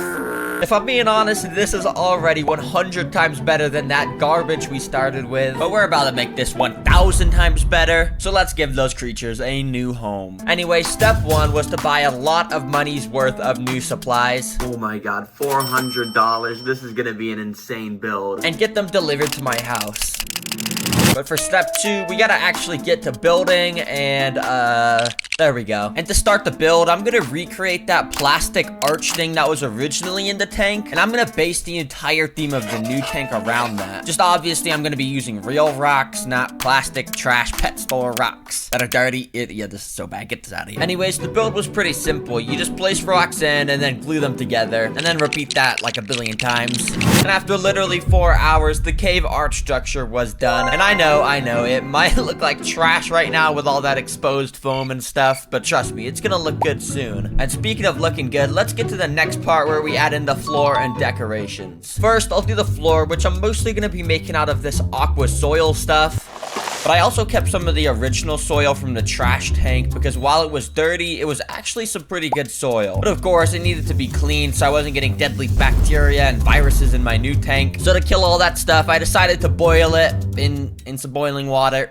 Yeah. Alright, it's been boiling for a little bit and it's probably killed all the bacteria and stuff. But I was thinking this kind of looks like soup, so I'm just gonna go and see if my mom will try and drink it or something. I don't know, let's see. I made some soup. Do you want to try it? What kind of soup is it? It's dirt.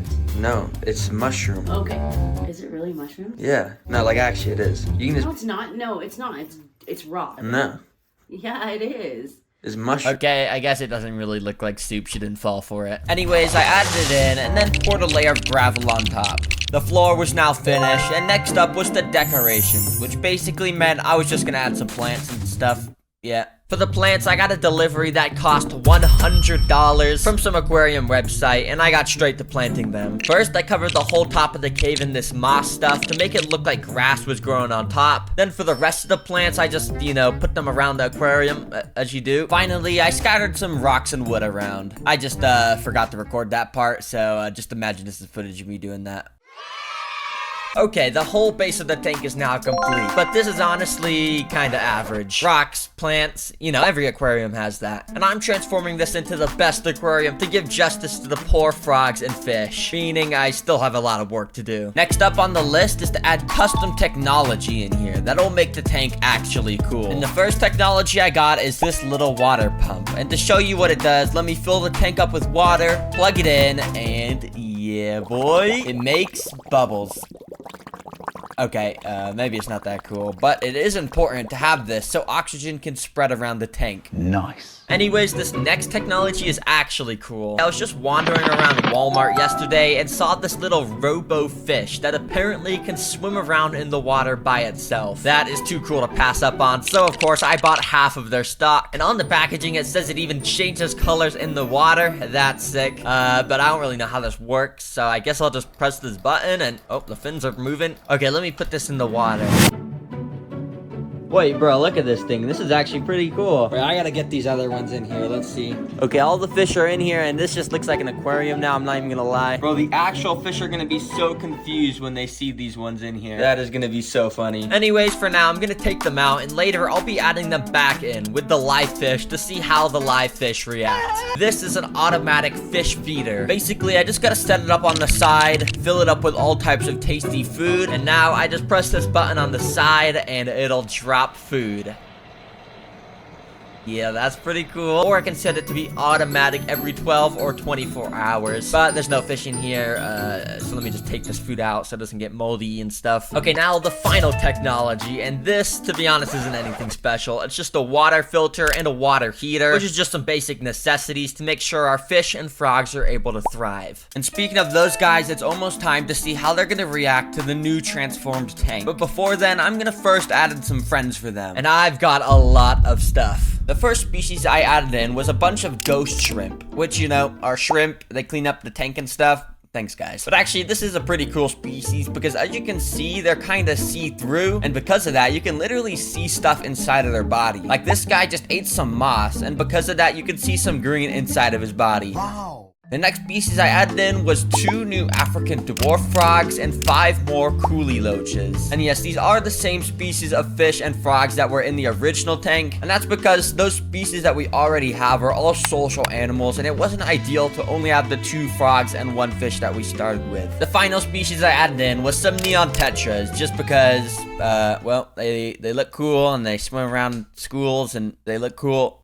Yeah. Well, all the friends are added now, so of course it's time to add the original frogs and fish inside. Be free. Okay, well, that's kind of anticlimactic. Well, they're in here now, and I'm pretty sure they're gonna live an amazing life, so that's good. But now that it's transformed, this is the best part of the video, where I'll be doing stuff like seeing how the fish react to the robot fish, and also I'll even be hatching live prey from eggs to feed the frogs and fish some live food. And speaking of that live prey, let's get to hatching that now, because it's gonna take a little while to get those hatched. These are brine shrimp eggs, which to start the hatching process, we're basically gonna get a pot, throw a bunch of ingredients in there like a soup, and put in a heater, a light, and a pump. And yeah, basically these shrimp are gonna hatch in about a day, probably. I don't know if I set this up right, but I guess we'll see. In the meantime, I had to, of course, test out the robot fish in the aquarium, so, be free. Right after adding them, the first fish to encounter them was the little school of neon tetras. At first, they seemed pretty chill about it, just ignoring it and going about their normal life. That was until one of the robot fish started to rush at them at max speed, and, they all got extremely scared. One of the frogs was also chilling on top of the cave when another robot fish came swimming in towards them.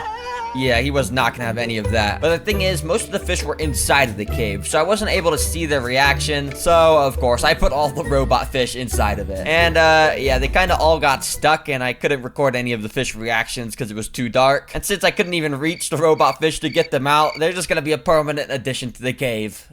Nice. Anyways, I let a day pass so that I could come back to the brine shrimp eggs being hatched. And while it looked like 99% of the eggs hadn't hatched, if we zoom in a bunch on my bad quality iPhone camera, you can see thousands of little dots swimming around. Those are the brine shrimp. Listen, I didn't say they were gonna be big, okay? So I got my water sucker, sucked them up, and was ready to feed the fish. I first put a little bit of the shrimp right next to a lone neon tetra, and within seconds he started going crazy. It even attracted the attention of some of the other tetras, and soon multiple were sucking up all the tasty shrimp. Next up, I put some of the brine shrimp near a frog, and at first he seemed to not care, but then he started to, of course, devour them too. I guess these brine shrimps taste good. Dang. Finally, I put some of the brine shrimp near a coolie loach, and I was expecting this guy to start eating them too, but he kind of just, yeah, he just swam away into the darkness of a cave. Bruh. Well, even though I found this aquarium as a piece of garbage, I'm happy I was able to completely transform it and give a new home to the poor fish and frogs that were alive in it originally. I've scoured the internet for the craziest insect videos I could find. Beetles painting pictures, insane slow motions, and so much more. Anyways, when some dude left a piece of cheesecake out near his ant colony. And well, let's just say the ants didn't waste any time to absolutely start decimating it. If this doesn't show why you shouldn't leave food out, then I don't know what does. Dang. Shows this insane time-lapse footage of leafcutter ants doing their signature thing. Cutting leaves. In it, you can see how they all work together over time, cutting out these circular pieces to absolutely decimate this leaf till it's no more. The scientist that filmed it even got this super close-up footage showing exactly how their mandibles cut through the leaves, showing how it works almost super similar to how scissors work. It's crazy how some animals in nature have evolved to do this. But the coolest thing is how he got this footage that shows while a leaf might just start with one ant cutting it, that one ant will take her leaf back to the colony and let all the other workers know where that leaf is. So that way they can all swarm it and basically speed run to chop the whole thing up. Yeah, it's super cool how these guys work as a team. A kid decided for some reason it'd be a good idea to get pet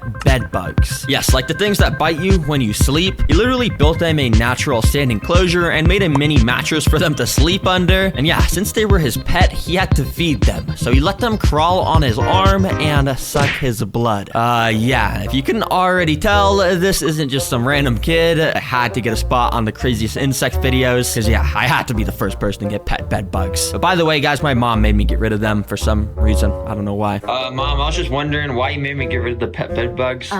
Because we don't want those in the house. The pet bed bugs? Yes, absolutely. I thought they were cute. No, they'll be biting us and we had to get rid of them. On right away, but you see this dangling thing?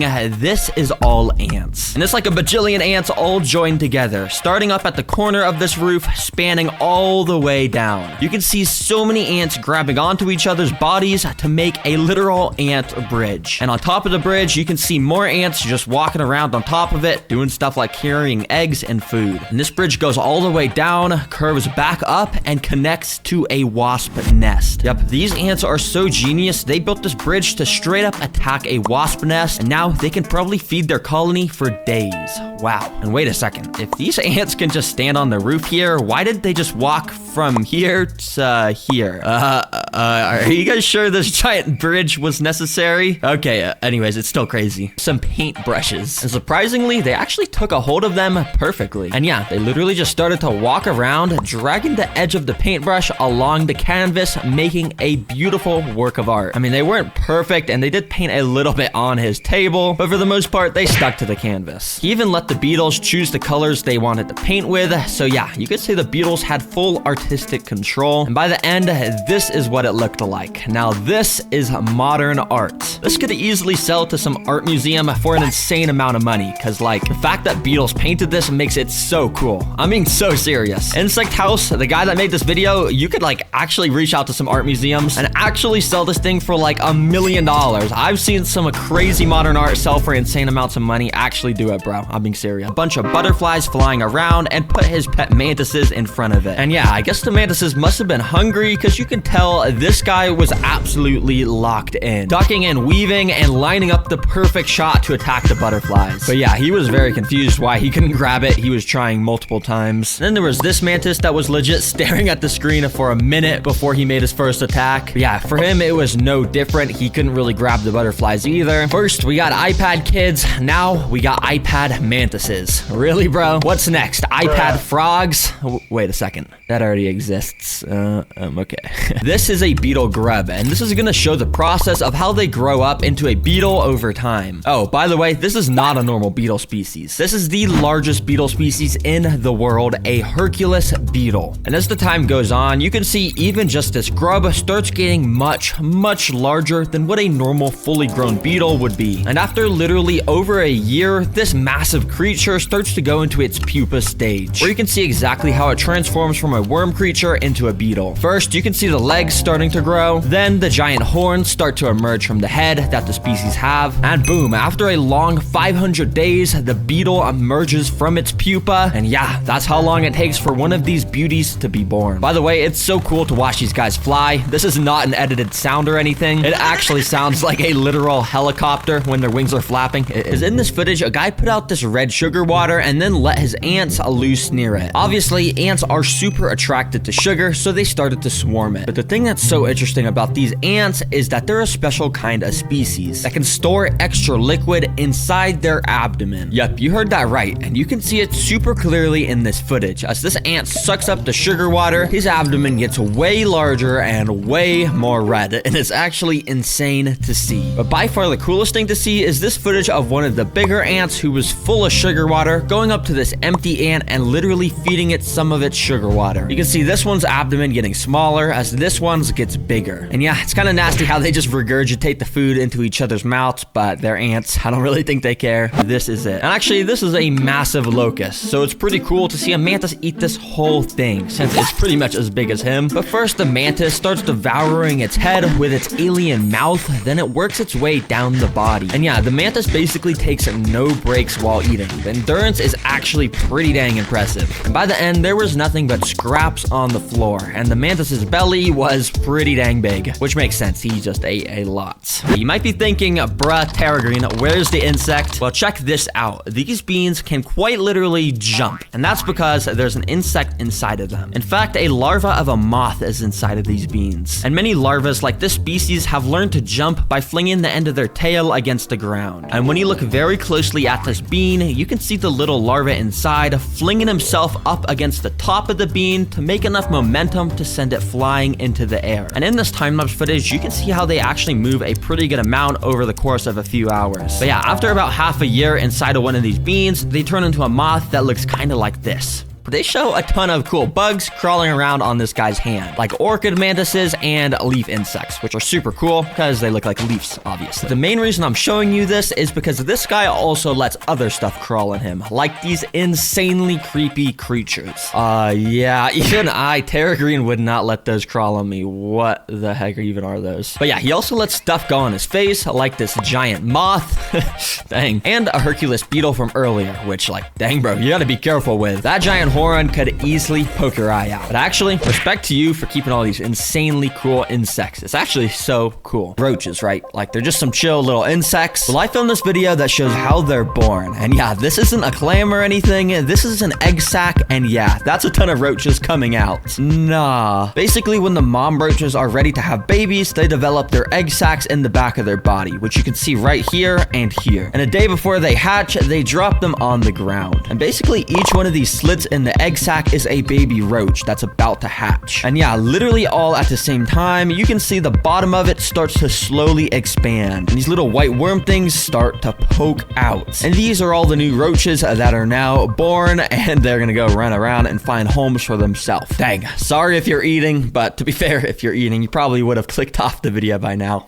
But whether you have or haven't, it's actually pretty interesting, because this scientist caught an extreme close-up video exactly of how it works. Basically, he got an ant stinger right up to a thin layer of wax paper and let it pierce through it. And right as it pierces through, you can literally see droplets of venom drip off the end of the stinger. So yeah, every time you're stung by an ant in the wild on an extremely tiny scale, this is exactly what's happening under your skin. And the craziest thing is how thin these stingers are, because here they are next to a human hair. Yeah, the tip of the stinger is like half of the width of the hair. That is insanely thin, which is pretty cool to see because, like, I didn't even realize, but yeah, snails literally hatch with their shell. I don't know why I didn't really think to realize that, but yeah, they do. But the real reason I'm showing you this is because this is the most insane snail species of all time. Because this video also shows what happens over the months as this snail species grows up. It literally keeps getting larger and larger and larger, bigger than any snail species you've probably ever seen before, until after 3 years it is fully grown. And oh yeah, this is a giant African land snail, the largest snail in the entire world. And yeah, they are absolutely insane. The fact that this is bigger than a hand is like, what? I mean,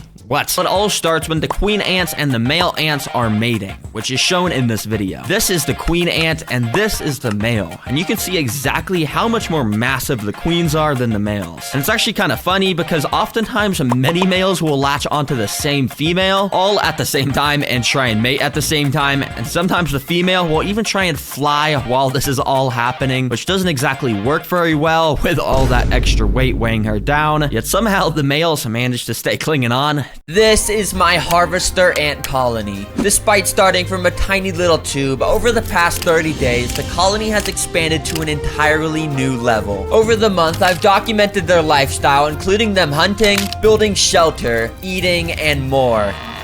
I even introduced special predators and prey in order to simulate real-world scenarios in the wild. To understand how this all started, we gotta go back to day 1, where my entire colony was confined to a single tube. But while they may be small, they are already extremely powerful. To demonstrate this, I'm putting a live mealworm inside. The colony immediately went into defense mode, and the workers swarmed the worm. While half of the ants used their mandibles to crush the worm's exoskeleton, the other half gathered around the queen and larvae to protect them from the potential threat. Using their stingers, they injected a potent venom into the worm to paralyze it. The mealworm stood no chance. The colony was getting way too big for this tiny tube, and they were even trying to break their way out. So I figured now is a good time to expand them into a bigger home. This is a hybrid nest, and it's gonna be their new home. So I connected vinyl tubing, and soon enough, one of the ants started to walk towards the new nest. After discovering it, she traveled back to her home to tell the rest of the colony about the newfound land. And slowly, over the rest of the day, everyone moved into the nest. I let the colony get used to their new home for a few days, but by day 6, I was bored of just looking at the ants in a plastic nest. So I wanted to build their first real-world habitat with live prey and predators, a desert. For the build, I built up the substrate starting with a drainage layer, and then I added in a mix of sand and coconut fiber for the floor. I finally added in rocks, wood, and cacti to make it, you know, a desert. The desert was complete, so I connected the ants with another vinyl tube, and quickly a couple workers ventured into the uncharted territory. While the ants liked the desert, they had to be careful to avoid the deadly predators. Anyways, I wanted to add a desert-themed prey into this habitat to give the ants a solid protein source. So let me introduce you to Mexican jumping beans. These guys may just look like giant seeds, but in reality, they move. That's because inside of each of these beans is a little caterpillar that would eventually turn into a beautiful moth. But these caterpillars will not be turning into moths because the ants are going to eat them. Now, to be honest, I thought the ants would just swarm the jumping beans and dig their way into them, but in reality, they didn't really react to them. So I had to expose the juicy prey inside by cutting them open myself and putting them right next to some of the colony. And well, it's safe to say that the ants enjoyed the soft membrane caterpillars that they could split in half with their mandibles. Okay, that's actually pretty brutal if I'm being honest. The colony slowly started to build up their food supply at their home base with seeds and the caterpillars. And of course, the excess food led the queen to start laying more and more eggs. In order to give a reason for the colony to explore further into this desert, I sprinkled some of their favorite food around the habitat, dandelion seeds. And let's just say those seeds made the ants start swarming into the desert, and everyone was doing their part to take food back to the queen. But one of the ants traveled a little too far into the desert and came across this little pit. Thinking it was nothing, he made the worst decision of his life and walked into it. Something was attacking, and the ant could do nothing about it. You see, earlier that day, I had placed antlion larvae into the desert. These guys create little holes in the sand and wait for an unlucky ant like this guy to stumble in. But this ant wasn't going to die without a fight and grabbed on with his mandibles. The antlion was actually losing and didn't even have a grip on the ant. But the antlion was smarter and used his ability to burrow and pulled the ant under the sand, never to be seen again. So to prepare for all the new ants, I'm gonna build another entire habitat for the ants to explore with all the new predators and prey. So in this weirdly shaped terrarium, I'm building a rainforest. Honestly, it's a little complicated on how I built it, so I'm just gonna show you these sped up clips, and there we go. I'm gonna first fill up this rainforest with some Kentucky bluegrass seeds. And then I've also got some flightless fruit flies for the ants to get even more food. Of course, where there's food, the ants will venture. And within a few minutes, the ants were swarming their new habitat. The flightless fruit flies were the perfect size for the ants to hunt. And literally single ants could bring them back to the nest. But this wasn't just a food-filled dreamland. There are predators here, and this ant is about to figure out the hard way, as I'm about to introduce a fierce predator into the rainforest. Something menacing with excellent eyesight and sharp venomous fangs. Everyone, please welcome Jeremy, my jumping spider. Aww. I haven't fed Jeremy in days, so I expect him to instantly start eating the ants. Wait, what? Okay, it turns out Jeremy is a little bit camera shy and just instantly went to hide in some plants. I tried to push him out so I could film him eating some of the ants, but he just went and hid at another place where I couldn't even see him. Well, Jeremy is in this rainforest, and when he does decide to come out, these ants better be careful. I'm going to create a sandstorm. So I brought over my hairdryer and turned it on. The sand started to fly everywhere, and the ants that were out exploring had to try their best to cling onto the grains of sand that they could. But over in the rainforest, fog had started to roll in, and a thunderstorm appeared out of nowhere.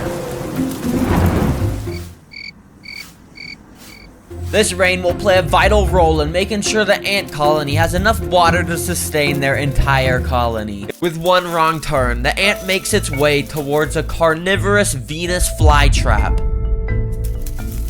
The ant slightly stepped onto it, not knowing its life could end at any moment. Foolishly, it fell for the bait, as Venus flytraps produce a sweet nectar to attract insects. As the ant was busy inspecting the plant, the flytrap slowly started to close its mouth, leaving no chance of escape for the ant. You could see the ant slightly moving around inside, but over the coming days, the Venus flytrap will produce a type of acid that will dissolve the poor ant into nothing onto an intruder in their home nest. The intruder I'm gonna put in the nest is this dubia roach. So I removed the glass and put the roach in. Immediately, it crawled down to the bottom of the nest where there were no ants. Now, to be honest, I thought the ants would instantly start swarming the roach, but it took a few minutes before even the first ant had contact with it. The ant got super scared and fell on his back. But the roach was just as scared, and it ran all the way to the exit of the nest. He then crawled out into the desert outworld, never to be seen again. Thankfully, the queen was left unharmed, and the colony got to live another day. Over the past 30 days, the ants went from a tiny tube to a thriving nest with multiple ecosystems. Although some of the ants were lost to predators, There is a 1 in 73 million % chance that a snake is born with 2 heads. But by some miracle, some of these snakes are able to survive and are able to learn to live with 2 different minds. Now, normally it would be impossible to get one of these, but I just found this guy who has a pet 2-headed snake. Hey Terra Green, I'm Max, and this is Mario and Luigi, one of the rarest 2-headed snakes in the world. They're growing a little fast, and I need you to build them a new enclosure. Well, Max, I can definitely do that. So in this video, I'm going to create a dream home paradise and put the 2-headed snake inside. Now, there's not much documented research around 2-headed snakes, so this video will be a first for YouTube, showing off everything about them. Now, because this is for one of the largest 2-headed snakes in the world, I got out a massive enclosure. And to start the build, we need to create the rainforest background. To do this, I covered the whole back glass with some spray foam, which would allow me to stick tons of large pieces of wood to it. You see, I'm trying to make a lush rainforest in here, since that's where the 2-headed snake species lives in the wild. To finish the look, I covered it in dirt and other rainforesty materials. Alright, this actually looks cool how it wraps around the entire enclosure. But anyways, now using moss bricks, I'm going to fill in the floor of this enclosure. But also I'm going to use these slabs of moss and also some wood chip stuff.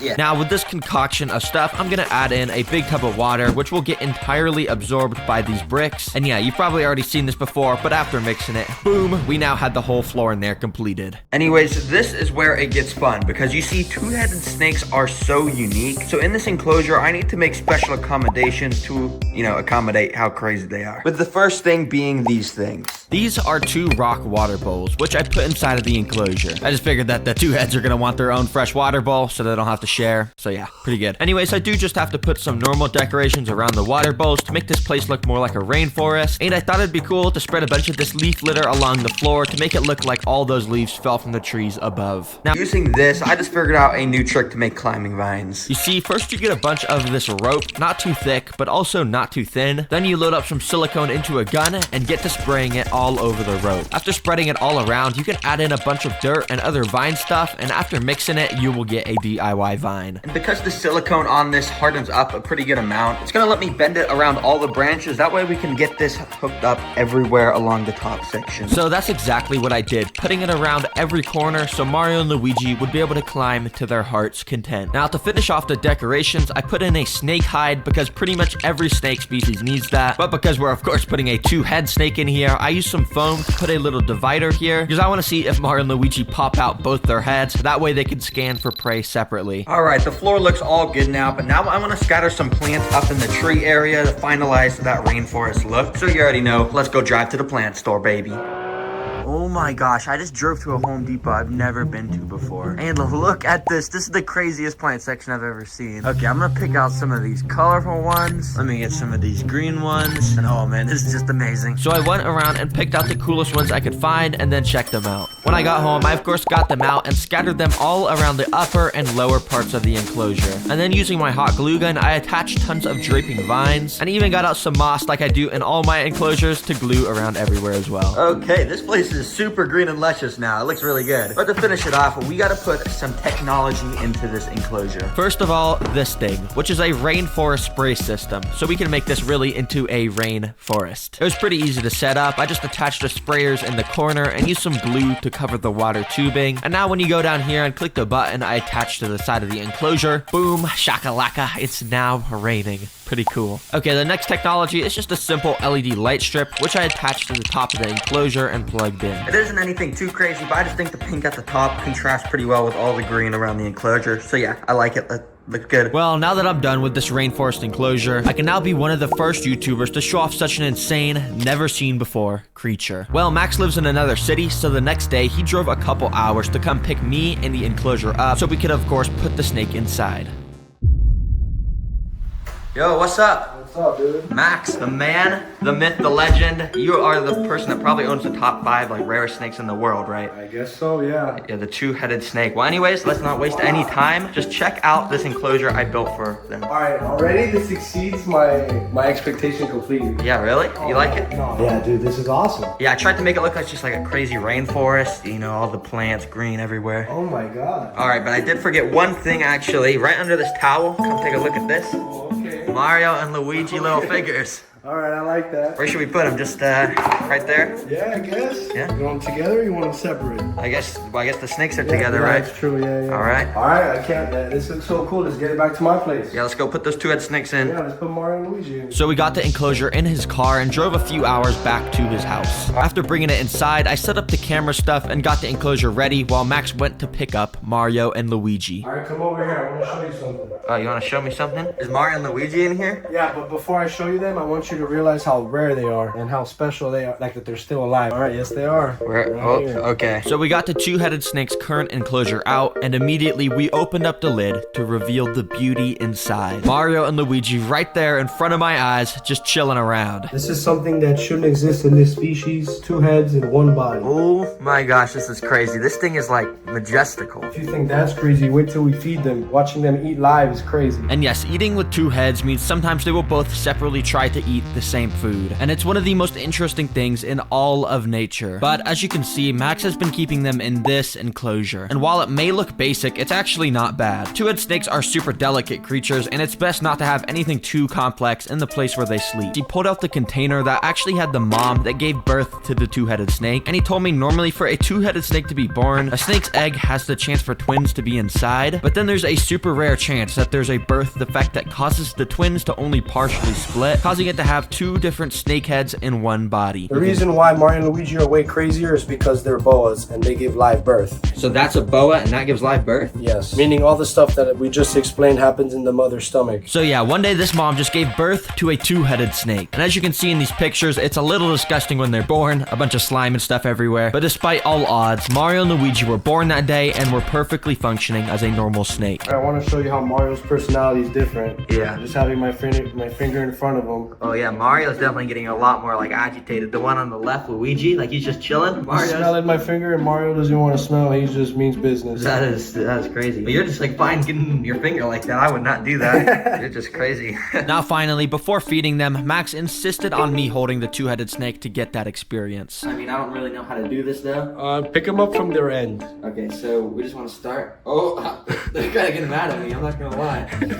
Ooh. Okay, so we just pick them up and then Slide your hand underneath. They're not gonna bite me.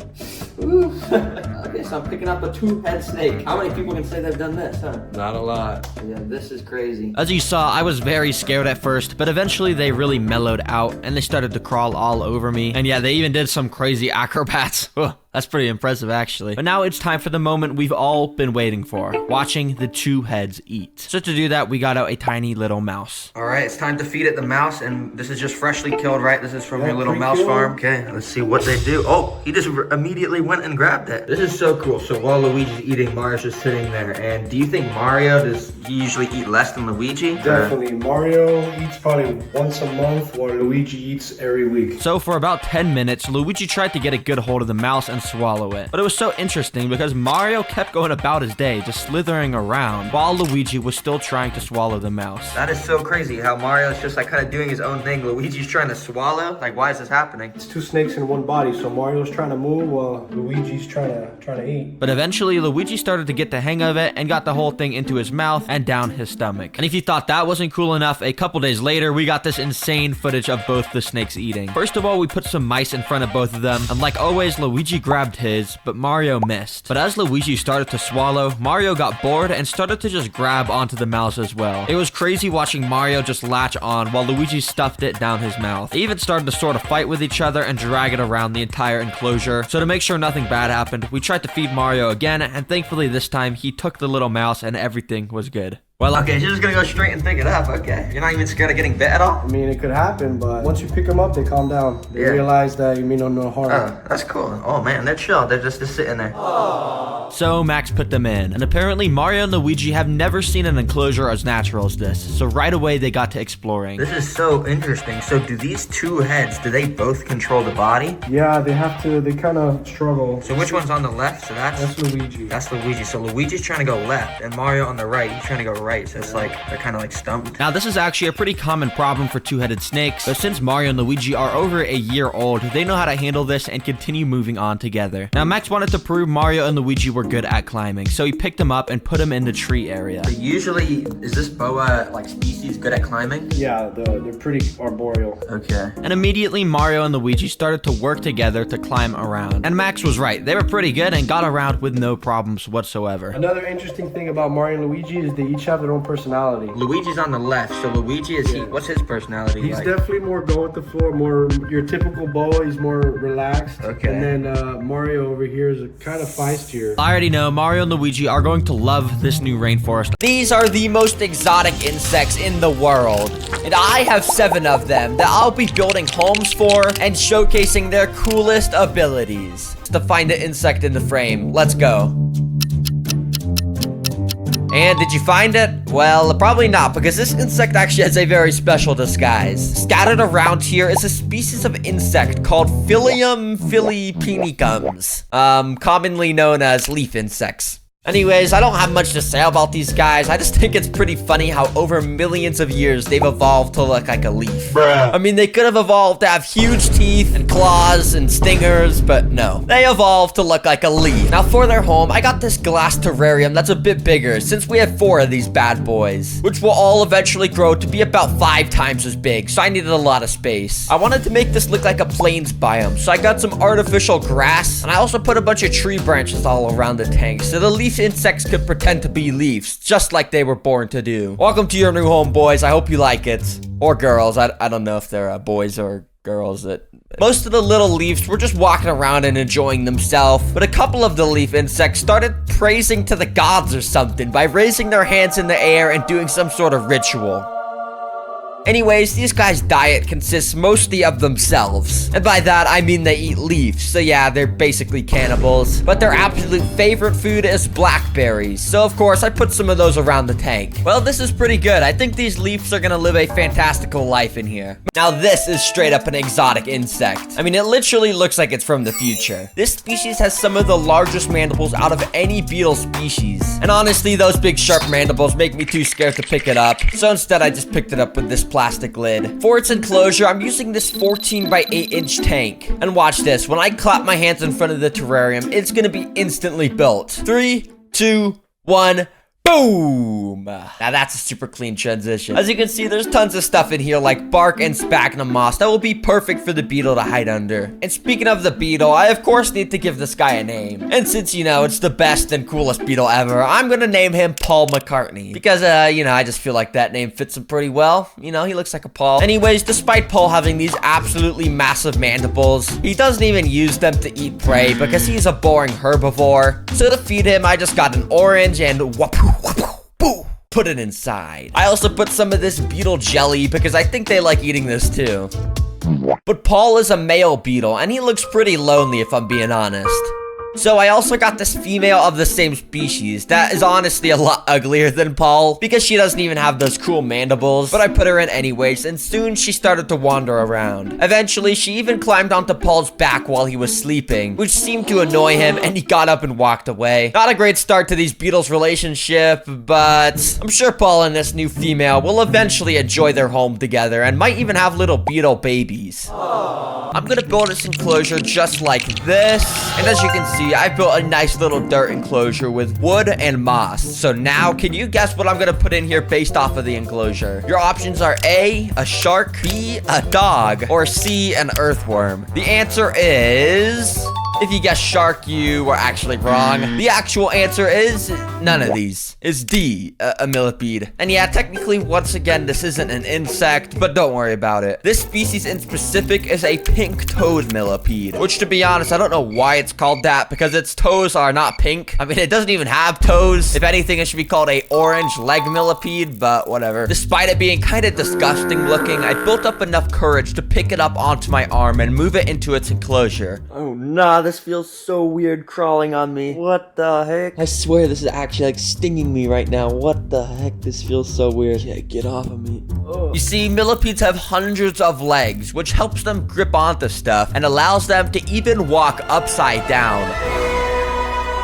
Okay, maybe it's not that cool. Now, unfortunately for this video, millipedes are the most boring eaters ever, and basically just only eat decaying matter. So I'm just gonna put some blackberries in here and, yeah, call it a day. Enjoy your home, little guy. These are banded diving beetles. And despite looking, kinda lame, they are actually carnivorous killers that will eat prey way bigger than themselves. For its tank, I got this 10-gallon aquarium, and basically, I'm just gonna fill it up with substrate, aquatic plants, and finally some water. Now the best things about these guys is that they don't even need a water filter since they are much less affected by variability in nitrogen or phosphorus concentration because they do not breathe. So yeah, let's put them in. The little beetles were shy to come out at first, but eventually the tank was swarming with all 7 of them. The way they swim is honestly just really cool because they got these little legs and stuff that they propel themselves with, which I guess is just kind of normal and not that cool, but now I want to show you guys how these beetles eat prey. So to do that, I got some mealworms and dropped them in the water. After a few minutes, amazingly, a beetle stumbled across a worm. So he grabbed it with his legs and pulled it all the way up to the surface of the water. When he got there, he started to absolutely devour the mealworm by sucking the life out of it.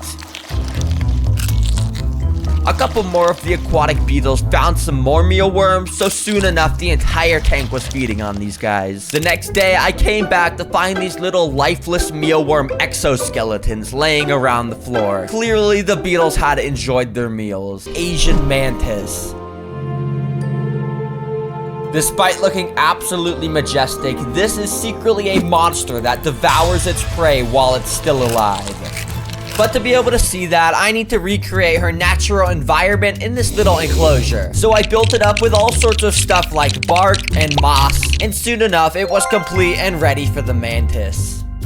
Now, mantises actually have these little sharp spikes all over their legs, which allows them to grip onto very smooth surfaces like this glass. And because this mantis is so beautiful, I'm gonna name her something beautiful to match. So everyone, please say hello to Birchroot.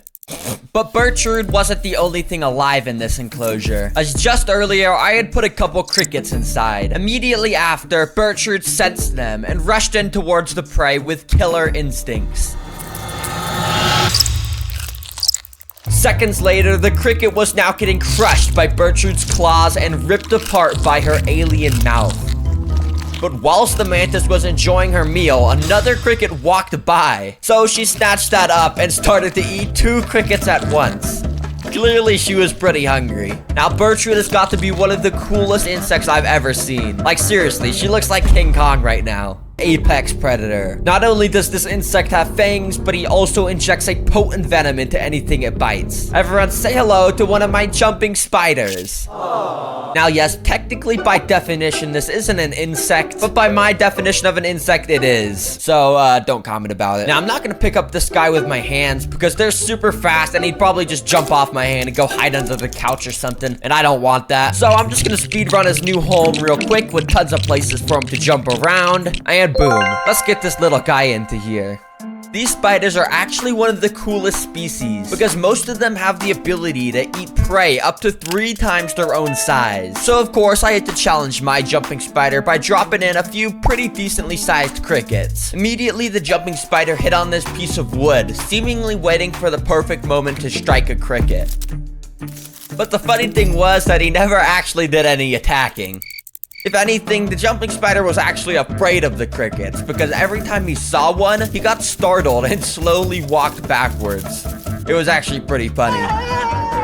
So to feed him, I got a couple smaller crickets and put those inside hoping he would eat those, but it kinda still seemed like he was scared of those as well. Well, I guess this guy's just not hungry right now, so in the future, if he still doesn't eat any crickets, I'll try feeding him some smaller worms and stuff. But for now, let's move on. Well, this is just a box, but inside of it, the cow killer awaits. Now, the actual name of this is a velvet ant, but the legend has it that its sting is strong enough to kill a literal cow, hence why people call it the cow killer, and I'm about to have it crawl on my bare skin. But before that, I need to have its enclosure finished, so I have a place to, put it so it's not just stuck crawling on my arm. These guys live in the deserts and the wild, so I'm gonna quickly recreate that here by doing another super cool transition. Watch this. As I squeeze my hands in, the desert magically appears. Wow, okay, now that's actually super cool transition. That deserves a subscribe. Seriously, subscribe. Scroll down right now and click subscribe. Please, I am begging you. As you can see, I got a heat lamp to make this place nice and hot, and also lots of little places for the cow killer to hide under. Speaking of the cow killer, I should probably stop stalling and just get to opening it up. So I opened up the box, and apparently I accidentally bought a dead taxidermied cow killer and not a real alive one. So of course I went to buy an actual alive one online, and unfortunately I found out that you can only get one when they're in season through July to October. And since it's April right now, I found out that it's literally impossible to get a cow killer now. So yeah, sorry for sort of clickbait clickbaiting. In this video, I've collected the 7 weirdest species of fish to keep as pets. I've got species like one that literally has no eyes, the smallest in the entire world, and even a fish that can walk on land. Yeah, these fish are weird. This is an archer fish, and all I'll tell you is this guy isn't called an archer fish for no reason. It has an absolutely insane special ability. So to get started, I got out a giant fish tank to build its home. I started with the basics like soil and sand, but started adding tons more decorations like rocks and tree branches. And I even put some overhanging branches, as this is very important for the archer fish. You'll see why in a second. Finally, I filled up the tank with water and it was ready for the archer fish. Hope you enjoy your new home, boy. It's nice in here. Now, archer fish are very territorial, so he immediately started to swim all around the tank to make sure he was alone. And when he realized he swam up to the top of the tank to start patrolling the branches. You see, this species doesn't eat normal fish food. They only eat live insects. So I got out a bag of small crickets and put them on top of the tree branches. And this is where the special ability kicks in. The archer fish immediately noticed the crickets and got into position. And after barely sticking its mouth out of the water, it shot out a stream of water to try and hit the crickets off the branch into the water. Yes, this fish has literally evolved over millions of years to shoot literal water beams at overhead insects so it can eat them. And this guy, well, he's got pretty bad aim. Yeah, he kept missing the easiest shots. Mission failed.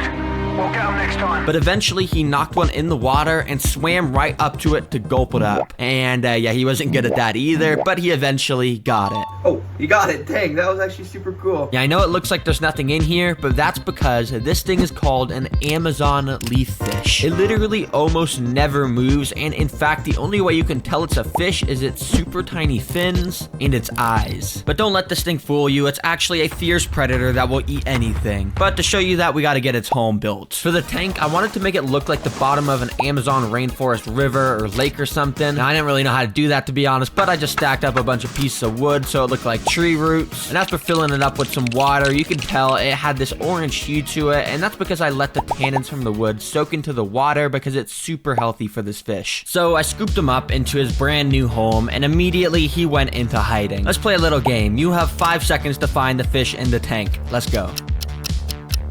He's somewhere in here camouflaged. And did you get it? He's right here. Yeah, basically impossible to see, especially when he's in the cloudy, tannin-filled water. Anyways, one of the coolest things about this fish is how it swims. You see, while most fish swim by flapping their back fin around back and forth, this guy needs to look like a drifting dead leaf. So using the super tiny fins, it flaps those barely enough to propel his body around the water. And yeah, it blends in pretty well. Now, in the wild, these guys mostly eat live fish, but I'd feel bad feeding them a live fish, so instead, I've got another idea for some live prey to feed it. Basically, I got this little toy that apparently lets you hatch your own pet shrimp from eggs. And I'm gonna feed them to the leaf, of course. Alright, everything's set up, and I think there's gonna be some stuff hatching in here in like a day or two, so I guess I'll just come back, cut to them. Alright, it's been a couple days, and I don't really know if I did this right, but if you look closely in there, there is actually a bunch of those little, I don't really know what they are, but they're swimming around. Something's alive in there, so I'm sure that's a good sign. So I used a little pipette to suck them out, and as you can see, there's a pretty good amount of them inside of it. Then I just sprayed them all around the leaf fish and waited for him to ambush them, or something like that. But I'm gonna be honest, he didn't really react to them at all, and he didn't eat any of them. But of course he has to eat, so instead I got out a pack of frozen shrimp, which are a lot bigger, and surely he would eat. I dropped them in right next to him, and it didn't take long until he started to suck them up one by one.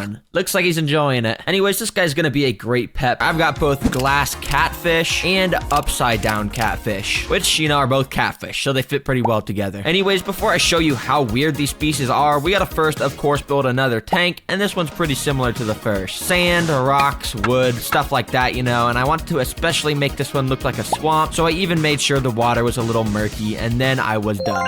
So the first weird fish I put inside was the glass catfish, and if you're wondering why they're called glass catfish, it's because they're literally made of glass. I'm just kidding. They're actually made of fish, but they're called glass catfish because they're completely see-through, if you're wondering. If I put my finger behind the fish, you can literally see it through it. That's pretty weird, you gotta admit. Anyways, while these guys adjusted to the tank, I also added in the 2 upside-down catfish I had. Now, this will probably be a shock to some of you, but they're actually called upside-down catfish because they swim upside down a bunch. Yeah, it's pretty cool, actually. Now, the reason to why they do this is because their favorite food is algae, and when they're upside down, they get access to the parts of rocks other fish can't reach. pH. It's actually pretty smart. Now, normally if I was upside down this long, I'd get a headache, but I guess they're fish, so I don't know if fish get headaches, to be honest. All right, now I could just feed these guys just, you know, normal fish pellets, but I think it'd be a lot more interesting to feed them something cool so we can see the food inside their bodies. So that's why I've got this. Apparently it's just some frozen turkey heart, Daphnia, and spirulina. Yeah, I don't know what any of that is, but it's probably gonna be cool to see inside their body. Let's drop it in. So I dropped in a few of the cubes, and immediately they started to dissolve into a bunch of tiny little food that floated around the tank. A few of the ghost catfish immediately went and picked it up off the floor and slowly started to chew it up and swallow it. But after they swallowed it, I couldn't see the food in their body anywhere, and apparently that's because their stomach is actually right here. Yeah, I don't know why they have the stomach so close to their mouth. Like, what if they sneeze too hard? The stomach might just like fall out or something. Well, now that the catfish have been fed, this is literally the fish. It is the smallest fish available to buy on the entire internet. It's called a Chili rasbora, and no, this is not a baby or anything. It is literally a fully grown adult. I don't even know if it'll be able to eat those tiny little pellets since it's so small, but I guess we'll see. Anyways, for its tank, I bought something to match its size, the smallest one I could find on Amazon. Oh yes, this is super cool and super big. As you can see, it's about the size of my hand. Okay, it's not big, but for some reason it looks like a Lego block. I don't know why, and it also came with this bag of supplies like rocks and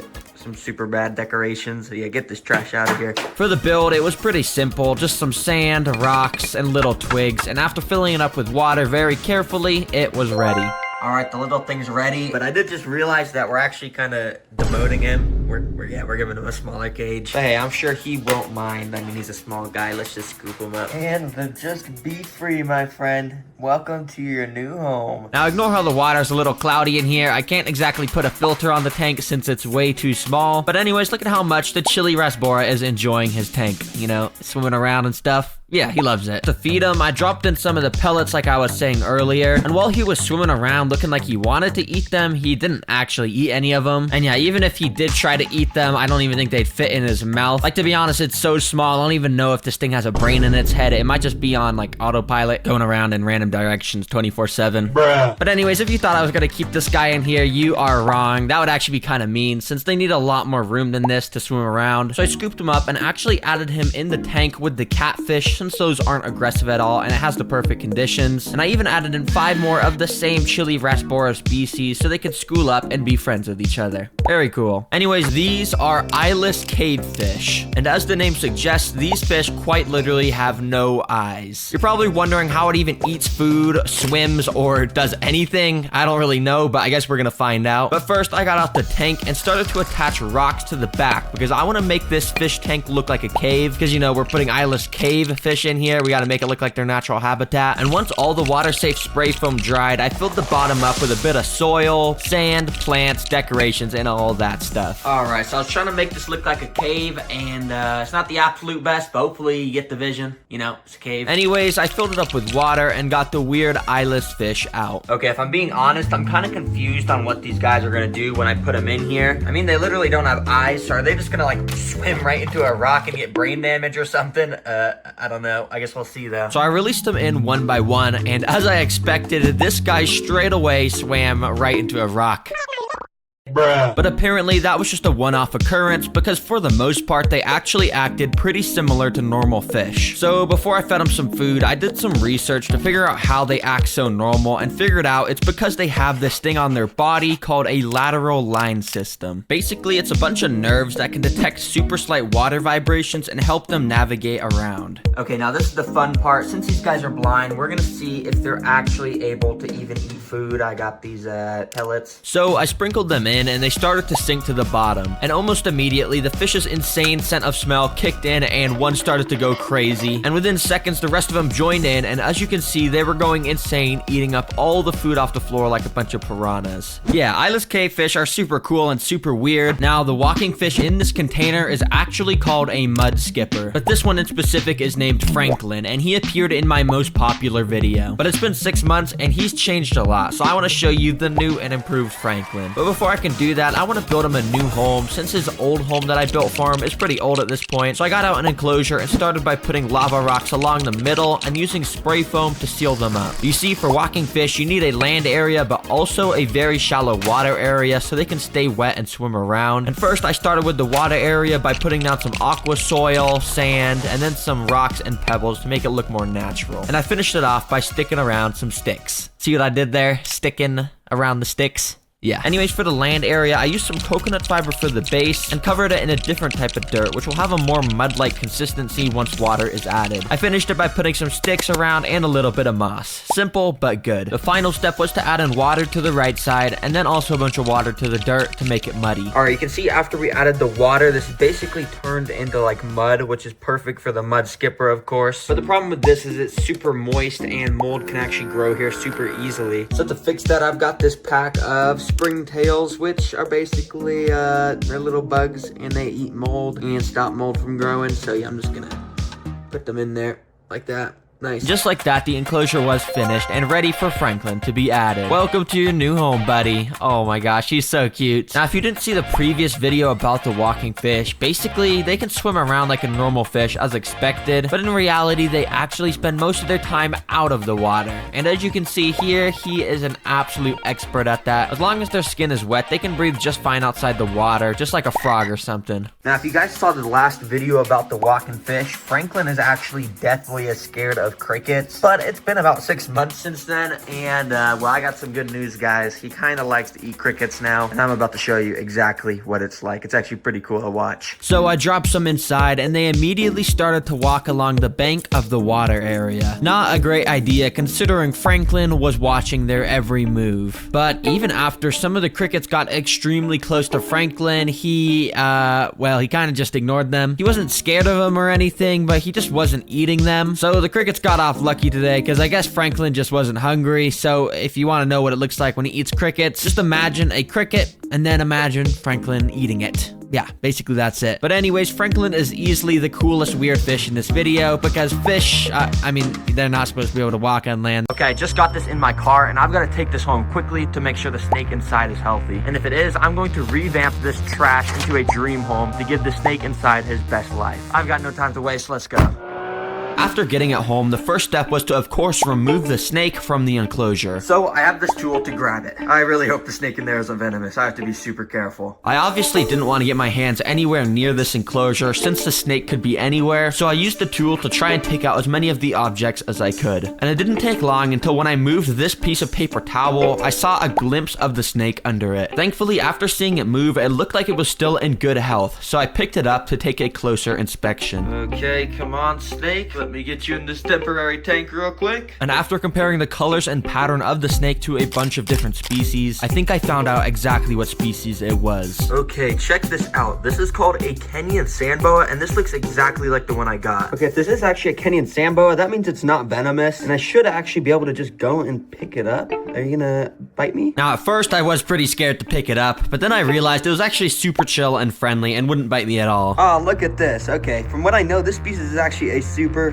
good pet, so this is gonna be awesome. But the main reason I was so excited, I'm at Petco right now, and let me just find the frozen mice section. Okay, here they are, and as you can see, they got all of these just kept in little bags like this small rat. But since my sand boa is kind of small, let's just get some of these super small fuzzy mice, which are like the size of my thumb. Okay, let me get like 3 of these. When I got home, I let water run over one of the frozen mice to thaw it out, and once it was thawed, I took it out the package to feed to the snake. All right, well, I've got the mouse here, just grabbing it by the tail with some tweezers, and let's just see if the snakes can go in and eat it. The snake was somewhere burrowed in the floor, so I just laid the mouse on top and waited about 10 minutes to see if maybe it would pick up the scent or something and eat it. But after 10 minutes, I saw literally nothing. Okay, well, clearly having the mouse just stay still is not working, so I'm gonna pick it up by the tail again and just kind of start shaking it up and down on top of the dirt, and I'm hoping this is gonna create little vibrations, which will set off this snake's predator instincts, and it'll come pop up, hopefully, sometime around now.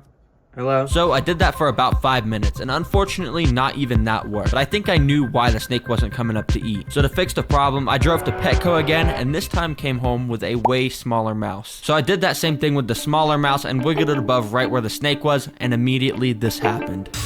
Oh, yo, it just ate it. Okay. I was trying to do that for a while, but look at that. That was so cool. It just popped up out of the dirt, and oh man, imagine being a live mouse and you have to deal with that. And as you can see, it didn't take long for the snake to start expanding its mouth so it can completely engulf the mouse. Yo, look at this snake, bro. He is just going crazy. I can't even film this. His body's just wrapped around the mouth. You can even see his mouth. Oh my god, that is so cool to watch. You see, because this is a boa, they wrap around their prey to constrict it. Even though it is a little disgusting, it's one of the coolest things to watch in all of nature. First, to start this enclosure transformation process, step number 1 is to take out the ugly remaining decorations. Okay, I have no idea why there's all this random stuff in here, like a giant fake plant. This is not at all what sand boas need. So of course I gathered all of that up and threw it straight into the garbage bin where it belongs. Then that leaves us with this. This is so bad. There's just paper towels as the floor and a random pile of dirt. Yeah, sand boas need at least a couple inches of substrate for the floor so they can go in it and burrow. So this is definitely not good enough. Yeah, let's get this out of here. And like, why is there just random like red stains on this? Yeah,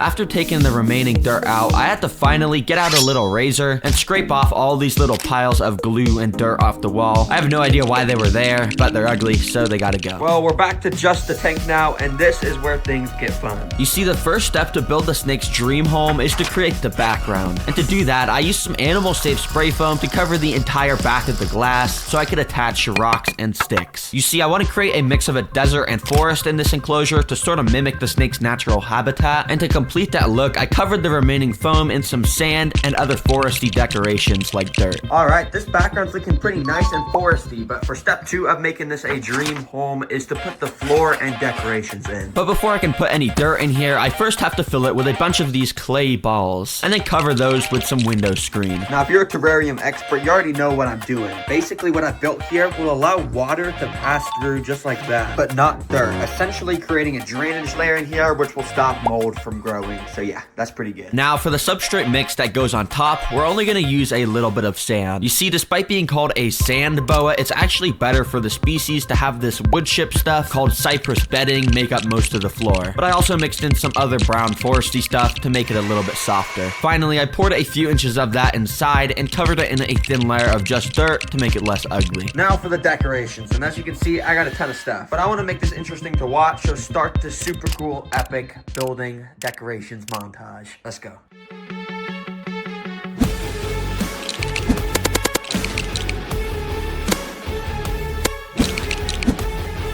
Yeah, that was pretty cool. But now you're probably noticing that the left and right sides of the enclosure are looking pretty barren and empty. Well, that's because step number 3 is to put DIY decorations there. First up, the left side. Here, I want to build a giant massive tree trunk that looks like it has leaves and stuff coming off of it. And to do that, I went and gathered all the wood I had in my house into a big container so I could easily access it. This is all just leftover wood from previous videos. Yeah, sometimes I buy a little bit too much, but today it's gonna have a use. Now, I didn't have much of an idea of how I would do this, but I figured I would just start by using spray foam to connect little pieces of the wood together, and then I continued to stack the wood up to make it look like the trunk of a tree, and then I stuck some branches onto it. All right, this is a little bit looking like a tree trunk. I still gotta go and cover this exposed spray foam, but for now, check this out. It's just a bunch of carpet moss. And I'm basically just gonna attach it to the tree so it looks like there's a bunch of leaves coming off of it. Should look pretty good. Let's do that. And so using my hot glue gun, that's exactly what I did. After putting the moss all over it, I covered most of the exposed spray foam with some dirt and then glued a couple actual leaves hanging from the tree. All right, this looks just like a tree and we're done. Oh. Yeah. Anyways, that means we can move to the right side DIY decoration. And to start that, I've got the base right here. This is a normal cave decoration that you could buy for snakes to hide in. But I ended up getting out some real rocks and using more spray foam to attach them all around the cave. You know, I didn't want it to just look like a normal boring decoration that I bought. So yeah, this made it look nice and natural. All right, there we go. A nice little rock cave. And as you can see, it's pretty deep and dark in there. Wait, let me see if I can turn on my flashlight. Oh yeah, I got the light on and look at that. You can just see down in there. It's nice and pretty cozy. How about the snake's gonna like to go and hide in there? But now for the final step to finishing this foresty dream home is to get some plants. All right, and as usual, I don't have any plants, so let's go to the plant store. Okay, I'm at the plant store, and as you can see, they got a nice, beautiful selection here. But I actually just need to pick out like the smallest ones I could find. Okay, here's the small section. Let me just pick out some of this grass stuff. Oh, I'm gonna get this little one here. And oh man, I was just gonna get two, but I'm just gonna let myself go crazy. Let's get this one too. After driving home, I got the plants out and put them around in the enclosure. But after doing that, I still felt like there wasn't enough greenery, so I got some of the carpet moss from earlier and scattered that around too. All right, and now to finish this off, I just want to put a nice heat bulb right there, and then put a UVB bulb right next to it. And as you can see, it looks pretty good. Got those going. As you can see in the basking spot under the heat lamp, it was a nice 90 degrees. And over in the cooler side of the enclosure, it was about 75 degrees, which is perfect for the snake, so it can decide how hot or cold it wants to be. Well, anyways, this enclosure has been completely transformed from that pretty trash home into a chunk of nature that I think the snake is gonna enjoy a lot. All right, well, I guess let me just take these paper towels out. I've just been keeping the Kenyan sand boa in this temporary enclosure, and oh, look at you. All right, so I'm just gonna go and pick them up just like this, and welcome to your new home, boy. I hope you like it. Oh, and he's just already going straight into the dirt. All right, I guess I'll see you later, man. Yeah, when I said these guys like to burrow in the floor, I really meant it. I don't know how long it's been since this guy's had the chance to be able to do it, but you can tell he was loving it. Bro, I don't even know where the snake went. Oh, wait, now you can see its tail right there, but other than that, it's completely just disappeared. But if you look closely in this footage, you can see the dirt slightly moving around from where this guy was digging underground. I'm happy I was able to give this guy a new home. It was super fun building it. Most people are extremely scared of spiders, with my mom being one of them. Hey, Mom, look at this. Go away, go away, go away. I don't want this, please. But spiders are actually some of the coolest animals in the world. So to cure my mom's fear of spiders, I'm gonna buy the coolest spider species in the world, which is called a Goliath bird-eating tarantula. Supposedly, this spider will be able to grow up to a foot long, shoot poisonous hairs out of its back, and yes, literally eat birds. Yeah, my mom's gonna love it. Anyways, the first step to keeping one of these as a pet is to buy it. And since Goliath bird-eating tarantulas are so exotic, the only place I can get one is online for $100. All right, I guess let me just buy this thing at the cart, check out, and there we go. It says it's gonna be here in 7 days. So to prepare for when it arrived, I went out and bought an enclosure and $400 worth of supplies that would let me build a tarantula dream home that would have everything it could possibly want. Then when finished, I'll be showing the tarantula to my mom. Get this trash out of here. I'm gonna make this thing actually look good, and to do so, I have some spray foam, which I gotta shake up and spray all along the back of the glass. But I'm trying to make this backdrop look like an actual forest, and this obviously doesn't look like a forest. So I quickly covered most of it with some pieces of wood before it dried, and then I hit the rest of the foam with some dirt. But that's only the first step. I've still got tons more stuff planned for this tarantula, like building a custom burrow for it with literal furniture inside. Yes, I am going all out. But before I'm able to do that, I need to first create the floor, which I'll start by using these Leica balls. Oh, they're falling out. Which will be used to create the drainage layer. And by putting this layer of weed barrier on top, it will allow water to pass through, but not stuff like dirt, which will help prevent mold outbreaks. Now, obviously, to finish the floor, I've got to add dirt on top of the drainage layer, which for some reason, the dirt I bought is compressed into this brick. I don't know who made the dirt into a brick. That's kind of dumb. Anyways, to expand it, I just have to add water, do some mixing, and it ends up looking like dirt, as you'd expect. But to make the dirt even more natural looking, I mixed in some moss, bark, leaves, and potting soil mix, which ended up looking pretty nice. The floor is now done, and you might still be thinking this enclosure is overall pretty ugly, and I'd probably have to agree with you on that, but of course I'm not done yet. And I've still got some crazy stuff planned to prove to my mom that spiders are cool. But before I can do any of that, let's make this enclosure actually look nice with plants and decorations. To start off, let me drive off to the plant store, also known as Walmart, and pick out some pretty plants. They've all been acquired, but now I've got to get some moss. Now, unfortunately, the only type of moss stores near me sell is sphagnum moss, and this stuff is ugly. To make the enclosure actually look good, I need to get carpet moss, which can only be obtained by going outside. So, I gotta go outside. Yo, look at this. They got mossy cobblestone for Minecraft in real life. Okay, I don't really know how moss works. Can I just, like, grab it. Yeah, that kind of works. So I got out some bags and got to grabbing it and putting it in the bag. So now I had everything I needed, and I got straight to the decorating process. Decorating is a skill that must be acquired from years of experience and wisdom, which is why I am so good at it. After the plants, I scattered around some wood, which I bought from Amazon, and finally I put this super cool looking skull in there, because, you know, tarantulas, they're deadly, and skulls, I don't know, it looks cool. Oh my god, look at this terrarium right now. This is absolutely beautiful. I mean, it's kind of beautiful.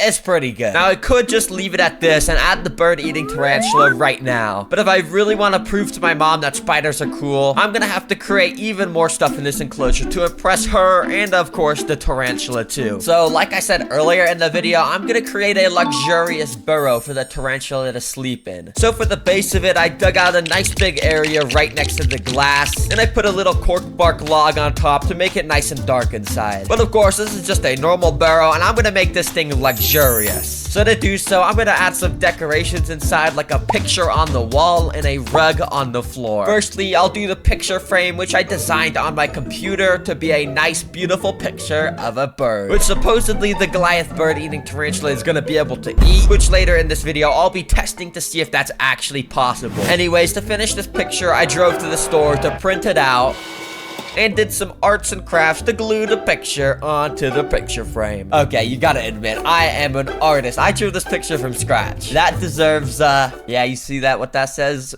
Yeah, you gotta do that. Just scroll down and do that right now. You just do it, please. Also, I don't know why my fingers are green, so don't ask. There we go, baby. We can check the picture frame off. Now let's finish this burrow with a rug. To create the rug, I was gonna originally just cut a piece of the living room rug off, but I realized if I did that, my mom might get mad. So instead, I got some leftover carpet moss and just slid that in there like that. Oh, dang. This moss actually looks super comfy. I bet the spider's gonna have a nice time sleeping on that fluffiness, comfiness moss. Yeah, that's pretty comfortable. Now for the final step of creating the tarantula's dream enclosure, we need to make it bioactive. And what that means is basically just add some tiny life into it to make it into a real ecosystem. So first, I got these silver springtails, which are so tiny that I have to get a special zoom lens just to be able to barely see one of them. There's about 1,000 of those guys in all of these rocks, so I'm just gonna scatter them around the enclosure like this. These springtails apparently eat decaying matter and help with the natural decomposition process. Yeah, I don't really know what that means, and I don't really care about all that. I just think they look cool, so that's why I'm adding them. And speaking of cool looking stuff, check these guys out. These are Oreo isopods, which are basically just roly-polies, except they got the colors of Oreo cookies, so they're way cooler. Well, welcome to your new home, boys. If the tarantula gets hungry, he might just eat you guys, so sorry about that. And okay, they're already escaping. Stupid bug. To finish off the process of making it bioactive, I gotta create the ability to simulate weather events, so I got a water misting machine and a fog machine to create rain and fog, obviously. Wow, very cool. And of course, I can create lightning by flipping my studio light on and off. This natural enclosure is completely finished and ready for the bird-eating tarantula to live in it. And after adding him into the enclosure, I'll be showing off his unique abilities and seeing if he can actually eat a bird, all in front of my mom, to see if I can convince her that spiders are actually cool. So yeah, the spider will be delivered later today. Just cut to that. And okay, I think this is it. The tarantula is in this box. And oh shoot, I dropped it. And oh shoot, I just stepped on it. Oh no. I'm just kidding. The tarantula is actually safe and sound in this little temporary enclosure I put him in. And well, here it is, the Goliath bird-eating tarantula. And I know it may just look like any ordinary tarantula, but in reality, this is literally just a baby. Yeah, this thing will eventually grow to be a foot long. I don't even know if it's gonna fit in this enclosure. Anyways, to add the tarantula into his new home, I got some safety equipment and moved his container into the enclosure. Okay, well, the spider is in his new home now. And, okay, I think he's sleeping. Since spiders are nocturnal, I turned off the lights to trick him into thinking it was nighttime so he would move around. And of course, it worked. Yeah, spiders are pretty stupid. Eventually, he even made his way into the burrow I built for him. But my mom is still at work, so before she gets home, I'm gonna make sure the spider is nice and hungry by feeding it a juicy cricket. And when my mom gets home... Alright, are you ready to see my new pet? No. Okay, it's in there. Can you guess where it is inside of the enclosure? Oh my gosh. No, I don't want to. Is it really poisonous? Yeah, if it bites you, you'll probably get like, you might die. But, okay, do you want to know where it is and see it? Not really. Okay, well, you're gonna have to. Underneath that, right there. Okay, yeah, it might be. Dude. Ah! Oh my god, dude. Are you serious? God, no. I hate spiders. It's not funny. I've got this to try and prove to you that they're cool. So basically, it's gonna grow to 11 inches long. no. So if its legs are out, it'll go like that long. Now, I want to find out if the tarantula is actually capable of eating a bird. We'll be feeding him much more. Anyways, for now, I turned off the lights to get the tarantula into predator mode, and then I dropped the cricket inside.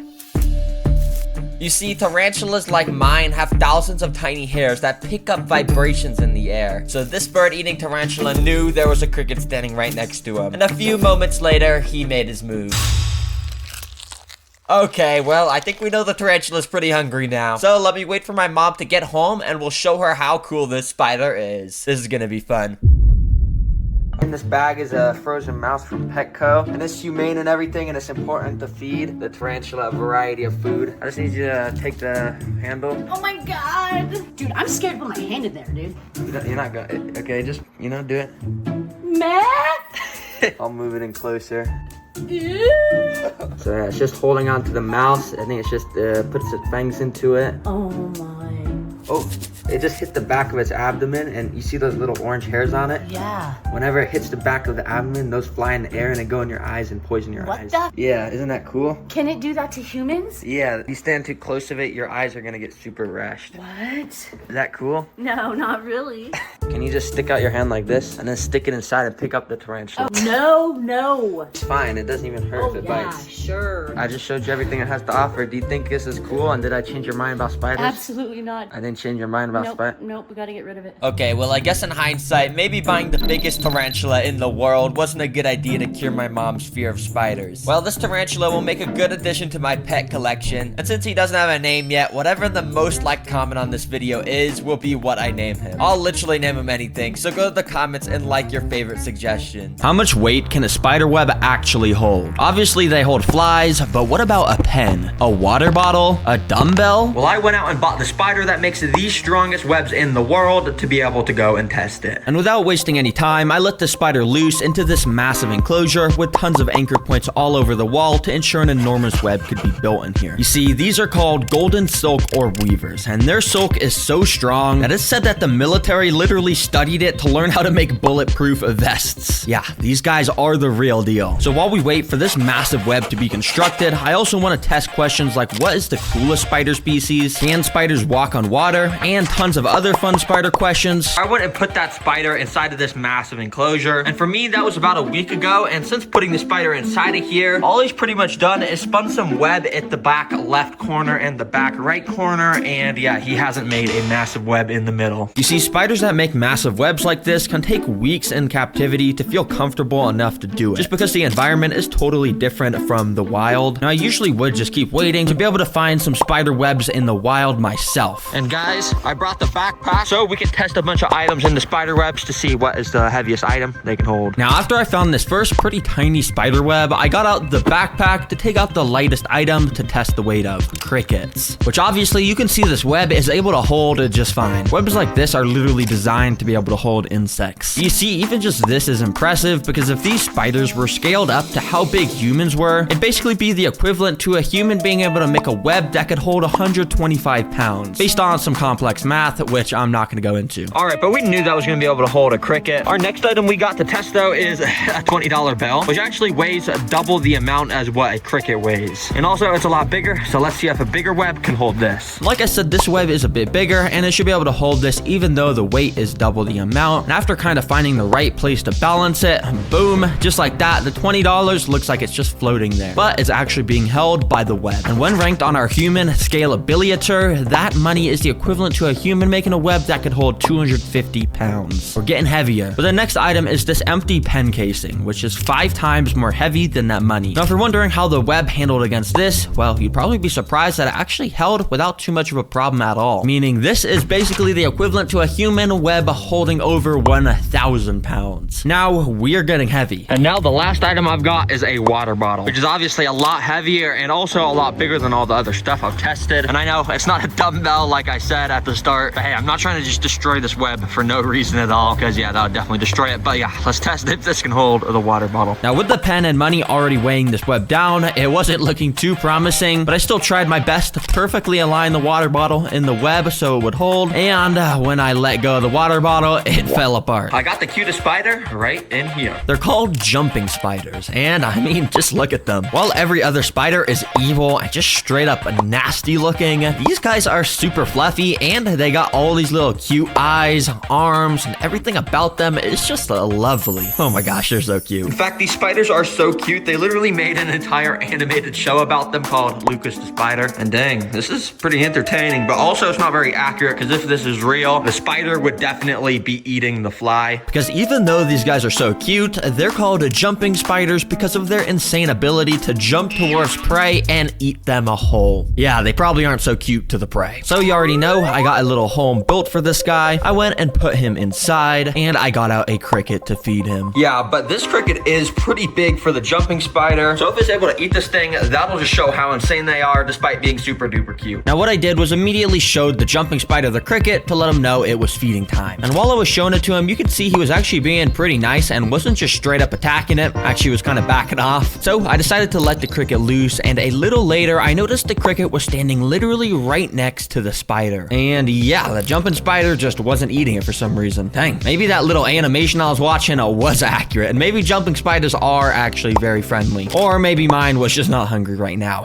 Actually, that probably is what it is. But I think I'm just gonna leave that cricket in there, so when the jumping spider gets hungry, it will do that, basically. Yeah, as you can tell in this footage, it's pretty cool to watch them eat. How Spider-Man can shoot long-ranged webs out of his wrist, well, this spider species can also shoot long-ranged webs, and it's pretty crazy. These are called long-legged spitting spiders. And as you can see, they look pretty weird because they have a massive head. You see, most spiders have their silk glands, which are the things that make silk, in their abdomen, and that's why that area is so big, but these guys got their silk glands in their head because they need to be able to shoot webs out of their mouth. But in order for them to be able to do that, they gotta go and set up a little area in their tank. So I put my spider in a tank, and he started to walk around, climbed up some sticks and stuff, and when I came back a little bit later, there was a little web made at the top of the enclosure. This means he was now settled in, and he is ready to attack some prey. All right, now that the spider went and made a web somewhere at the top of the enclosure, I'm gonna put in some crickets like always. And I know it's kind of a lot, but hopefully one of these guys gets shot by some webs. Let's go. So I put them in, and while most of the crickets were kind of just walking around the grassy floor area, this one cricket started to climb up this stick that led directly to where the spitting spider was. The cricket then crawled right next to the spider, waking him up, which probably angered the spider, causing the spider to shoot his web directly onto the cricket, completely gluing him to the wall, making sure the cricket would never be able to move again. You see, not only does this web shot completely immobilize the prey, just like Spider-Man can do, but also because the web shots come from the head, it's infused with the spider's venom, meaning the web that's covering this cricket's body is seeping venom into it, which makes it even easier for the spider to consume it. And as you can see, that's exactly what the spider did. And well, guys, I think I found it. I got it. It's right in here. But before I could take it out of this container, I quickly built up its enclosure. And yep, literally all we need is just some sand, and that is it. These are one of the most resilient and simple spiders in the entire world, and let's open this. Now you may notice that I was being extremely ultra careful with opening this, and that's because this species is one of the most venomous creatures on the planet, like period, and if it bit me, there'd be a high likelihood I wouldn't make it. But thankfully that didn't happen because the spider started to climb out of the paper towel and then onto the sand. Now these are called six-eyed sand spiders. These guys are able to camouflage by doing this. Once they find a good spot where the sand is nice and loose, they start to kick sand on top of themselves and bury themselves under it to hide here for basically 99% of its life. Now it may not technically be camouflage, but this ability does an amazing job at hiding it, and I mean even its legs just look like tiny little sticks poking out the sand. This does not look like a spider. Unlike other predators that use their camouflage abilities to hunt, these spiders are no different, and as soon as they detect motion, they will jump out of the floor. So let's feed this thing a cricket. And yeah, it's pretty crazy. I mean, mean, you would have no idea that that is literally one of the most venomous things in the world. Anyways, I went and dropped the cricket inside, and immediately he got to running around the enclosure. But little did he know, right under his feet was his doom. Well, kinda, because I thought right away the spider was gonna pop out, but the cricket actually was just straight up walking on top of the spider, and the spider just didn't care. But I think it's because this cricket was a little bit big for the spider, so a little bit later, I came back with a smaller cricket, as you can see. And well, as you can also see, this time the spider did not waste a single second to pounce onto this cricket. Nah, look at this instant replay. Imagine if that was my finger. And, well, I guess this spider is gonna enjoy his very tasty meal now.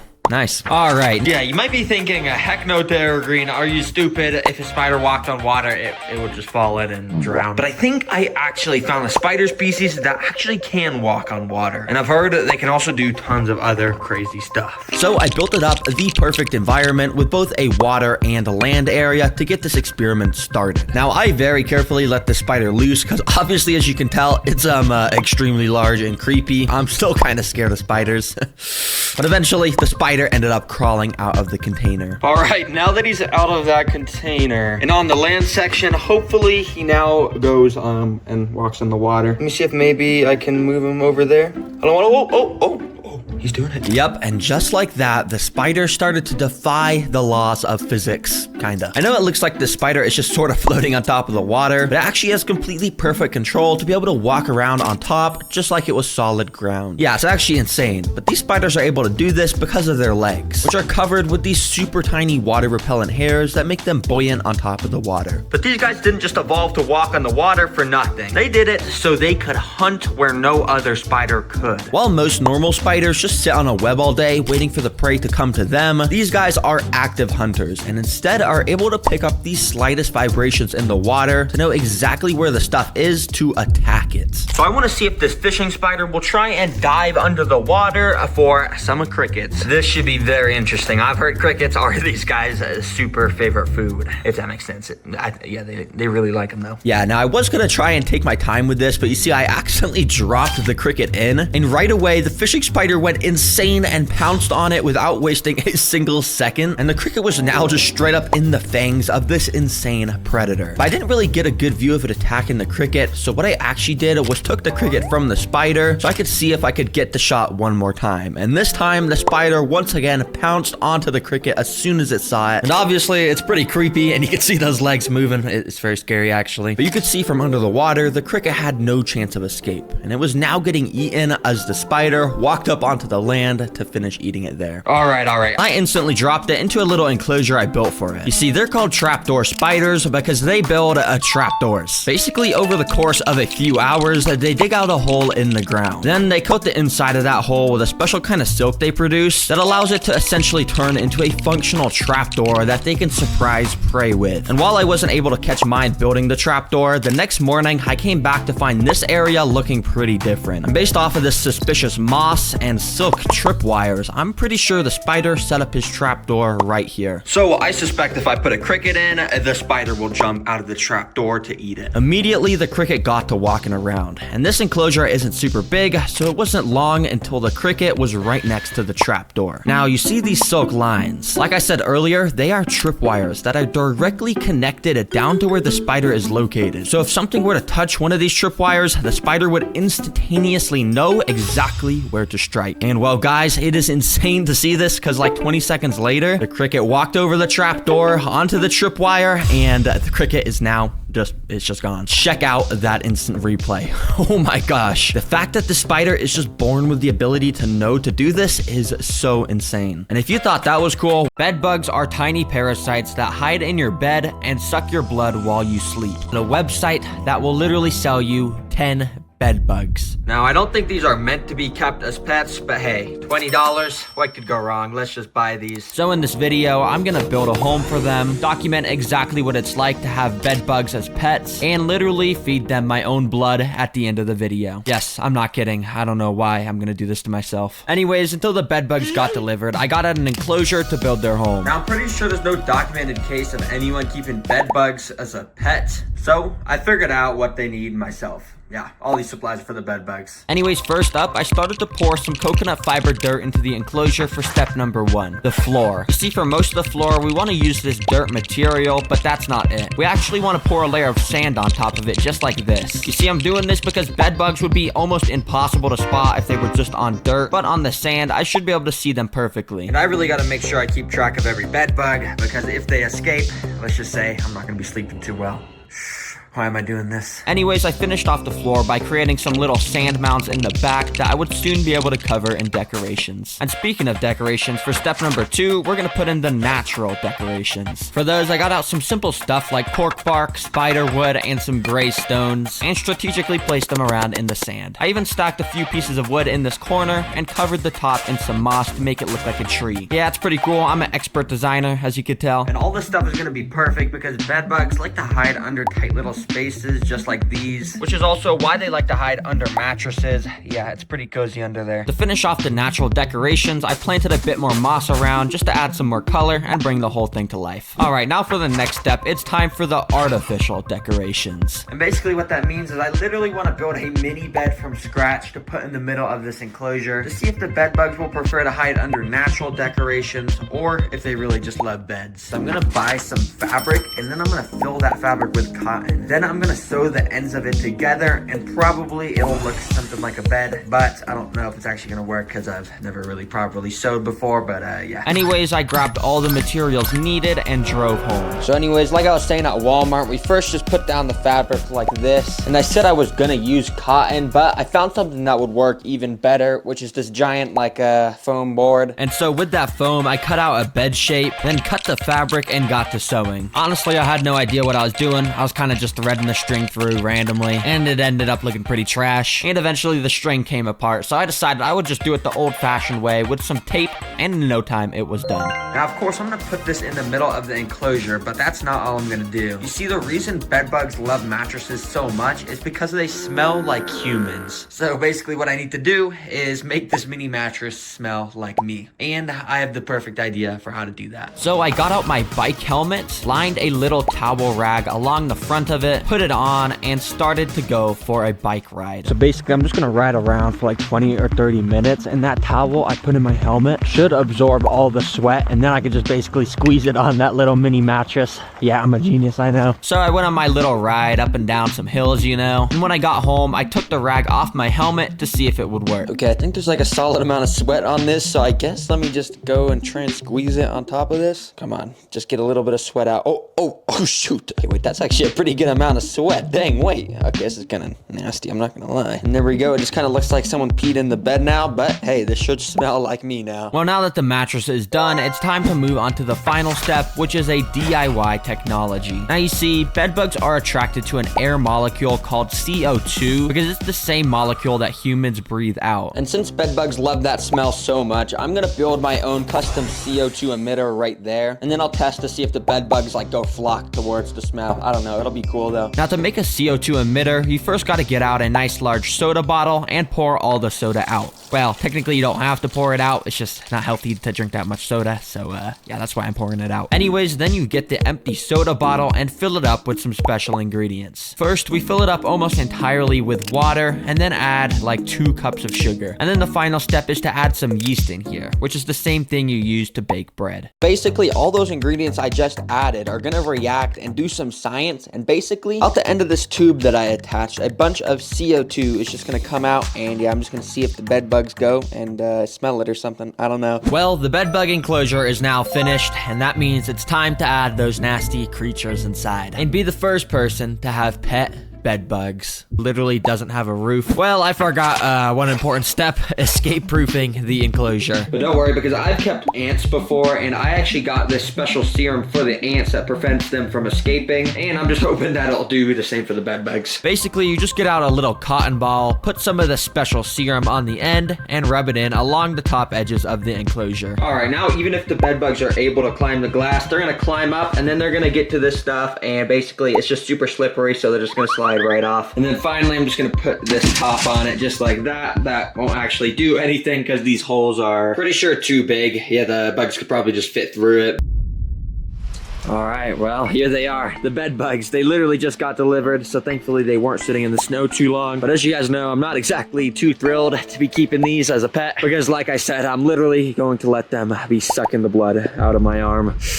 I don't know why I do this, man. But let me just get them in the enclosure I built for them. So I brought them to my table, cut the tape, and lifted the flaps. Oh my gosh. I think they're inside of this thing in here. Okay, I guess let me just get this out. And bro, genuinely, if these things escape, my mom is going to be so mad. And speaking of escape, you might be wondering, how will I prevent them from escaping? Considering the enclosure I made, opened the top of it, and dumped about half of the 10 inside of the enclosure. Immediately, one of the bed bugs started to scurry around his new home looking for cover and went straight into a dark spot under the nearest rock. But a few seconds later, I saw this bed bug and he actually ran straight over to the little bed mattress I had made. And after crawling on it for a minute, he set up camp in a little piece of cork bark right next to it. I guess the fact that I had made the mattress smell just like me was working really well, because over the next minute, I saw 2 more of the bed bugs just chilling on the mattress too. Dang, that's actually cool how they all just went onto this little mini mattress I made instead of all the other decorations. But to be honest, I've kind of already lost track of every single one I put in. Yeah, they're just so small. But the reason bed bugs are so small is so they can go undetected while hiding in people's beds. And when they find a victim to suck the blood of, they can literally get more than double in size with how much they suck. Anyways, bed bugs are nocturnal because obviously they feed on people at night. So in order to get them to suck my arm, I'm gonna bring my mom in here at night, show my new pet to her, and then get her to film me getting bit. This is not gonna be fun, but let's just go cut to then.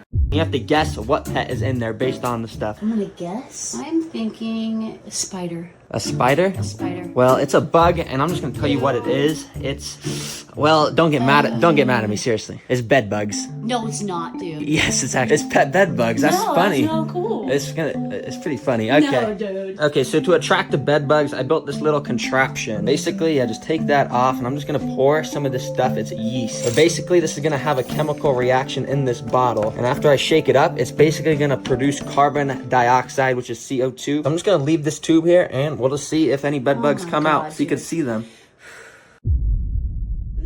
Wait. Do you see that? Oh my god. Wait. Right, no, there actually is one right there. Do you see that? It's like a little tiny orange thing. Yes. Oh, that's a bed bug. Oh my god, you're so crazy. But the good thing is you're not gonna have to deal with them because, well, I have to tell you something. You remember the other day I got a leech and I let it suck on my arm? Yes. I have to do that with the bed bugs. No. Yes. No. Okay, They well. don't feed off of your arm. Yeah, they suck your blood. Oh my god, they do not. So basically I've collected about, I think, 4 of the bed bugs in this jar. Well, I just gotta roll up my sleeve, I guess, and we're gonna feed them. Oh my gosh. All right, so, well, I guess let me just start. We're just gonna tip the jar like that and slowly let them crawl out. Okay, there's one on my arm right there. Oh Let's my just god, test it dude. with one. Yeah, we're just doing one. Just with No, 2. just do 2. Don't do any more than that. That's okay. We need to get all 4 No, of we them. do not. No. Okay, put them back. That's it. Why? Because they're crawling and I'm not getting them anywhere else in this house. It's okay, they'll bite me. So basically they can pick up the scent immediately of what my arm is like, and I'm pretty sure these 3 are already all biting me. This one's just the one that hasn't bit yet. Soon enough, all 4 were biting, and basically all I felt was a little bit of a prick. The pain wasn't anything crazy though. But over the next 10 minutes, my mom and I would watch them fill up with my blood. All right, so I just took the camera from you, and as you can see, I think they're starting to fill up. Is this weird? Yeah, super weird. Oh, you can see them fill up with blood? Yeah, if you look closely at their bodies, like you remember how they were super thin, now they're kind of getting a little thicker, and it should start to turn red soon. Oh, they already are actually. Disgusting. Oh, do you see that one? Ew. It's starting to No. move. That means it's done. Oh my god, good. So basically what you do when it's done, All of them in the jar. it's okay, we'll get it, don't worry. You see, basically when they start moving, that's when they're done feeding. So I put 2 of them back in the jar since they were done. Then a couple minutes later, another one finished, and then the final one a few minutes after that. All right, and then the last one is in its jar. We're done. That's how you feed your pet bed bugs. Oh, right. Don't ever do this to anyone. All right, this is a totally regular fish. Just kidding, it can literally walk on land. Yeah, I just figured out that there's this species of fish that has evolved over millions of years to be able to survive out of the water. It's called a mud skipper, and I want to keep it as a pet. So I did what any normal person would do, and I drove to PetSmart so I could buy it. Hi, do you guys sell mud skippers? A mud skipper? Yeah, we don't sell those. Okay, turns out PetSmart just has goldfish and these things. What even is that? So yeah, they don't have mud skippers. And it turns out the only way I could get one of these things is by going to this sketchy website and getting one for only $24. Why is it so cheap? This has got to be a scam. Is this thing even gonna be able to walk? I don't even have a choice. Let me just buy this thing. Okay, well, it's gonna be here in 7 days, so I guess I just gotta wait for then. With 1 week until the walking fish got delivered, I needed to create a home for it with both a section for water and land. So to do that, I just went out and bought, 1 second. This. It's a 40-gallon terrarium, and I'm gonna fill it up with this. I'm just kidding, there's more. A lot more. So yeah, basically a lot of stuff, because I want to make this be a dream home for my mud skipper that will have tons of awesome stuff, including a literal parkour course to figure out if the $24 mud skipper will actually be able to jump out of the water. I'm gonna use these rocks to lay out the foundation of the enclosure to separate the land and water areas. So I laid some of the rocks out, but then I eventually ran into a problem. Okay, I've just run out of small rocks while building, and the only rocks I have left are way too big. So you know what time it is.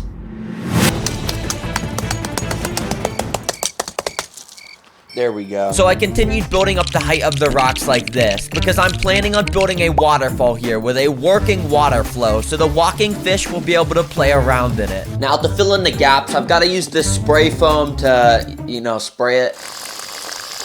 Now this is where the build gets fun, because now I get to use this little pump to make the waterfall actually work. Now to be honest, I don't really know how I'm gonna do this, but I need to somehow send water from this pump up the rock so then it can somehow flow back down into the water area. Okay, so I guess I'll just try and use this tube that the pump came with and try and send it up over the rocks like that. Well, I guess let me go get some water and fill this thing up so I can see if the waterfall actually works. All right, moment of truth, let me plug this in.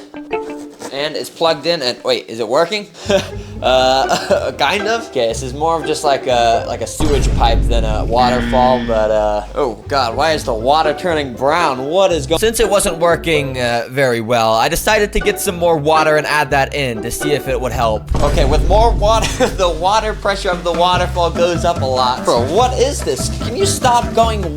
How is? Okay, oh shoot, oh nah. Bro, it is spraying all around my room. Turn it off. Turn them off. So thankfully I found this dial on the pump that let me turn down the water pressure, and then the waterfall was actually working pretty well. Alright, there we go. To finish it off, I glued some rocks on the top to hide the pump, and I also drained out the sewage water because, yeah, we don't really want that. The waterfall was now complete, but this is only just the start. I have some crazy things planned for the walking fish, like building a literal parkour course for it to play on. Yeah, I am not kidding. But first, I need to finish the foundations of this enclosure, which means I need to make it look like a beautiful lake. To do that, I got a bunch of different stuff like wood, which I glued onto the rocks. Now I've got to add the substrate. So for the land area, I'm using these black balls, which I'll put behind the rocks and sloping down the waterfall. Finally, I put a layer of dirt on top to make it look more natural. Now for the water area, I'm gonna keep it simple by just adding in some sand, you know. All right, the substrate's finished now, but if I'm not gonna lie, this kind of looks really bad. But the only reason this looks really bad right now is because the final step to making a beautiful lake is to add in plants. And unfortunately for me, I can't really just grab plants from outside. Okay, I don't know why I even grabbed that. Let me just put it back. Instead, I have to drive to PetSmart again and buy the very, very overpriced aquatic plants there. Holy moly guacamole. $10.99 for this tiny leaf. Why are they so expensive? This one is literally the same size as my finger. $10.99. That is so expensive. Despite those plants being an absolute scam, I still bought them, and yeah, I have plants now. So I spent a little while using my artistic skills to put the plants around the terrarium, and it ended up looking like this, which, you know, this looks pretty good. All right, now that that's done, it's time to add the water in again. And this time I'm gonna be a little more careful to make sure it doesn't turn into sewage water. Also, I figured I should mention this, but I'm using a water that has a very small amount of salt mixed into it, because that's how mud skippers live in the wild. So if any of the freshwater plants die, it's not my fault. Oh my god, look at this. This is literally like a paradise. There's a working waterfall, there's plants, Okay, I mean, that's just normal, I guess, but, you know, it's still pretty good. And look, this is the best part. I even got a light on it that when I press this button, it will turn it to nighttime. And by nighttime, I mean it just changes the light to blue, but, I mean, you still gotta admit that's pretty cool. The base of the enclosure was now finished, but there were still 4 days until the mud skipper walking fish arrived at my door. So to make this enclosure even better before he gets here, I'm gonna add a bunch of tiny fish inside. But before adding in the fish, I quickly poured some healthy bacteria into the water in order to let it cycle and make it safe for the fish. All right, well, it's been a couple days now. I guess let me just go get the fish. You know, I gotta go to PetSmart again. I'll be there soon. So I went and purchased the fish and got 4 of these mollies. Okay, the fish have been acclimating in the water for a little bit now. And to put them in the water, I'm gonna do a super cool transition. So basically when I clap my hands, they'll be in the water. 3, 2, 1. Boom! Look at that. That's a super clean transition. But anyways, the fish are in the, you know, the lake. So I got 4 fish, 3 different species of mollies. And, you know, they look pretty cool. We got like a zebra-looking one, some goldfish-looking ones, and then there's a black one. You know, these are pretty cool. Hey, look at this. This guy's eating the sand right now. You see that? What the heck? I didn't even know they did that. Okay, wait, I'm not even gonna lie, these are actually super cool. And to make it even more diverse, I also got some Narite snails, which will help clean algae and stuff. So yeah, that's pretty helpful. But if I'm not gonna lie, I'm kind of getting bored of just these normal fish. So you know what time it is. It is time to add in the walking fish, the reason why we're all watching this video. So, let's just get to the good part. Alright, I just got a notification on my phone. It says it's here. So you already know what time it is. It is mud skipper o'clock. Let me just get this package. Oh yeah, check it out. This is the walking fish inside of this box. So let me open this thing up. Get out of here. I'm just kidding. There's nothing actually in this box. The walking fish has actually been acclimating in the water for a while, so I can already add him into his new home. Right after adding him in, the little fish started to swim all around his new water area. He even started to play around with some of the other fish. But of course, this isn't just a normal fish, it is a walking fish.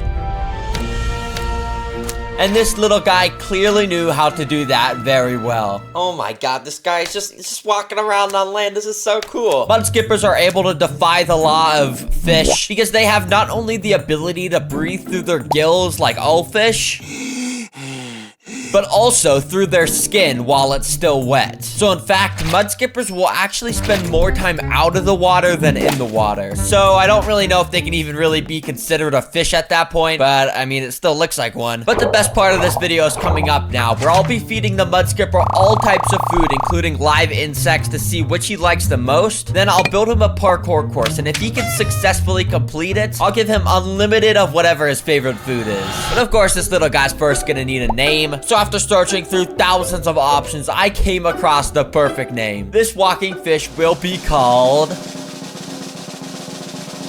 Franklin, because I just feel like it looks like a Franklin. Anyways, let's feed Franklin straight to dropping them in front of Franklin. This time he was under the water, but that didn't stop him as he tried to eat the worms right away. Although there is a reason why I said he tried to eat the worms, because he failed so many times at trying to eat it.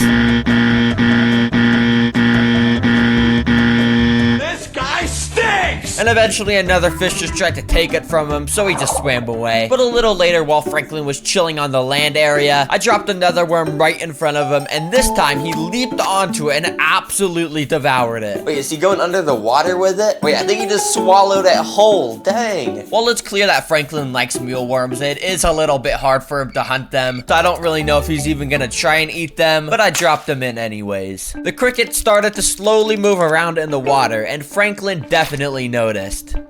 Franklin got into position and waited for the perfect moment to strike. And as soon as the cricket moved again, okay. Well, it turns out the cricket scared Franklin away and he just hid under the water. I have 200 of them in this little container, but I only want to feed him a couple of these, so I'm gonna have to be careful that hundreds of these don't escape around my room. So I'm just gonna try my best to empty a few into here next to Franklin.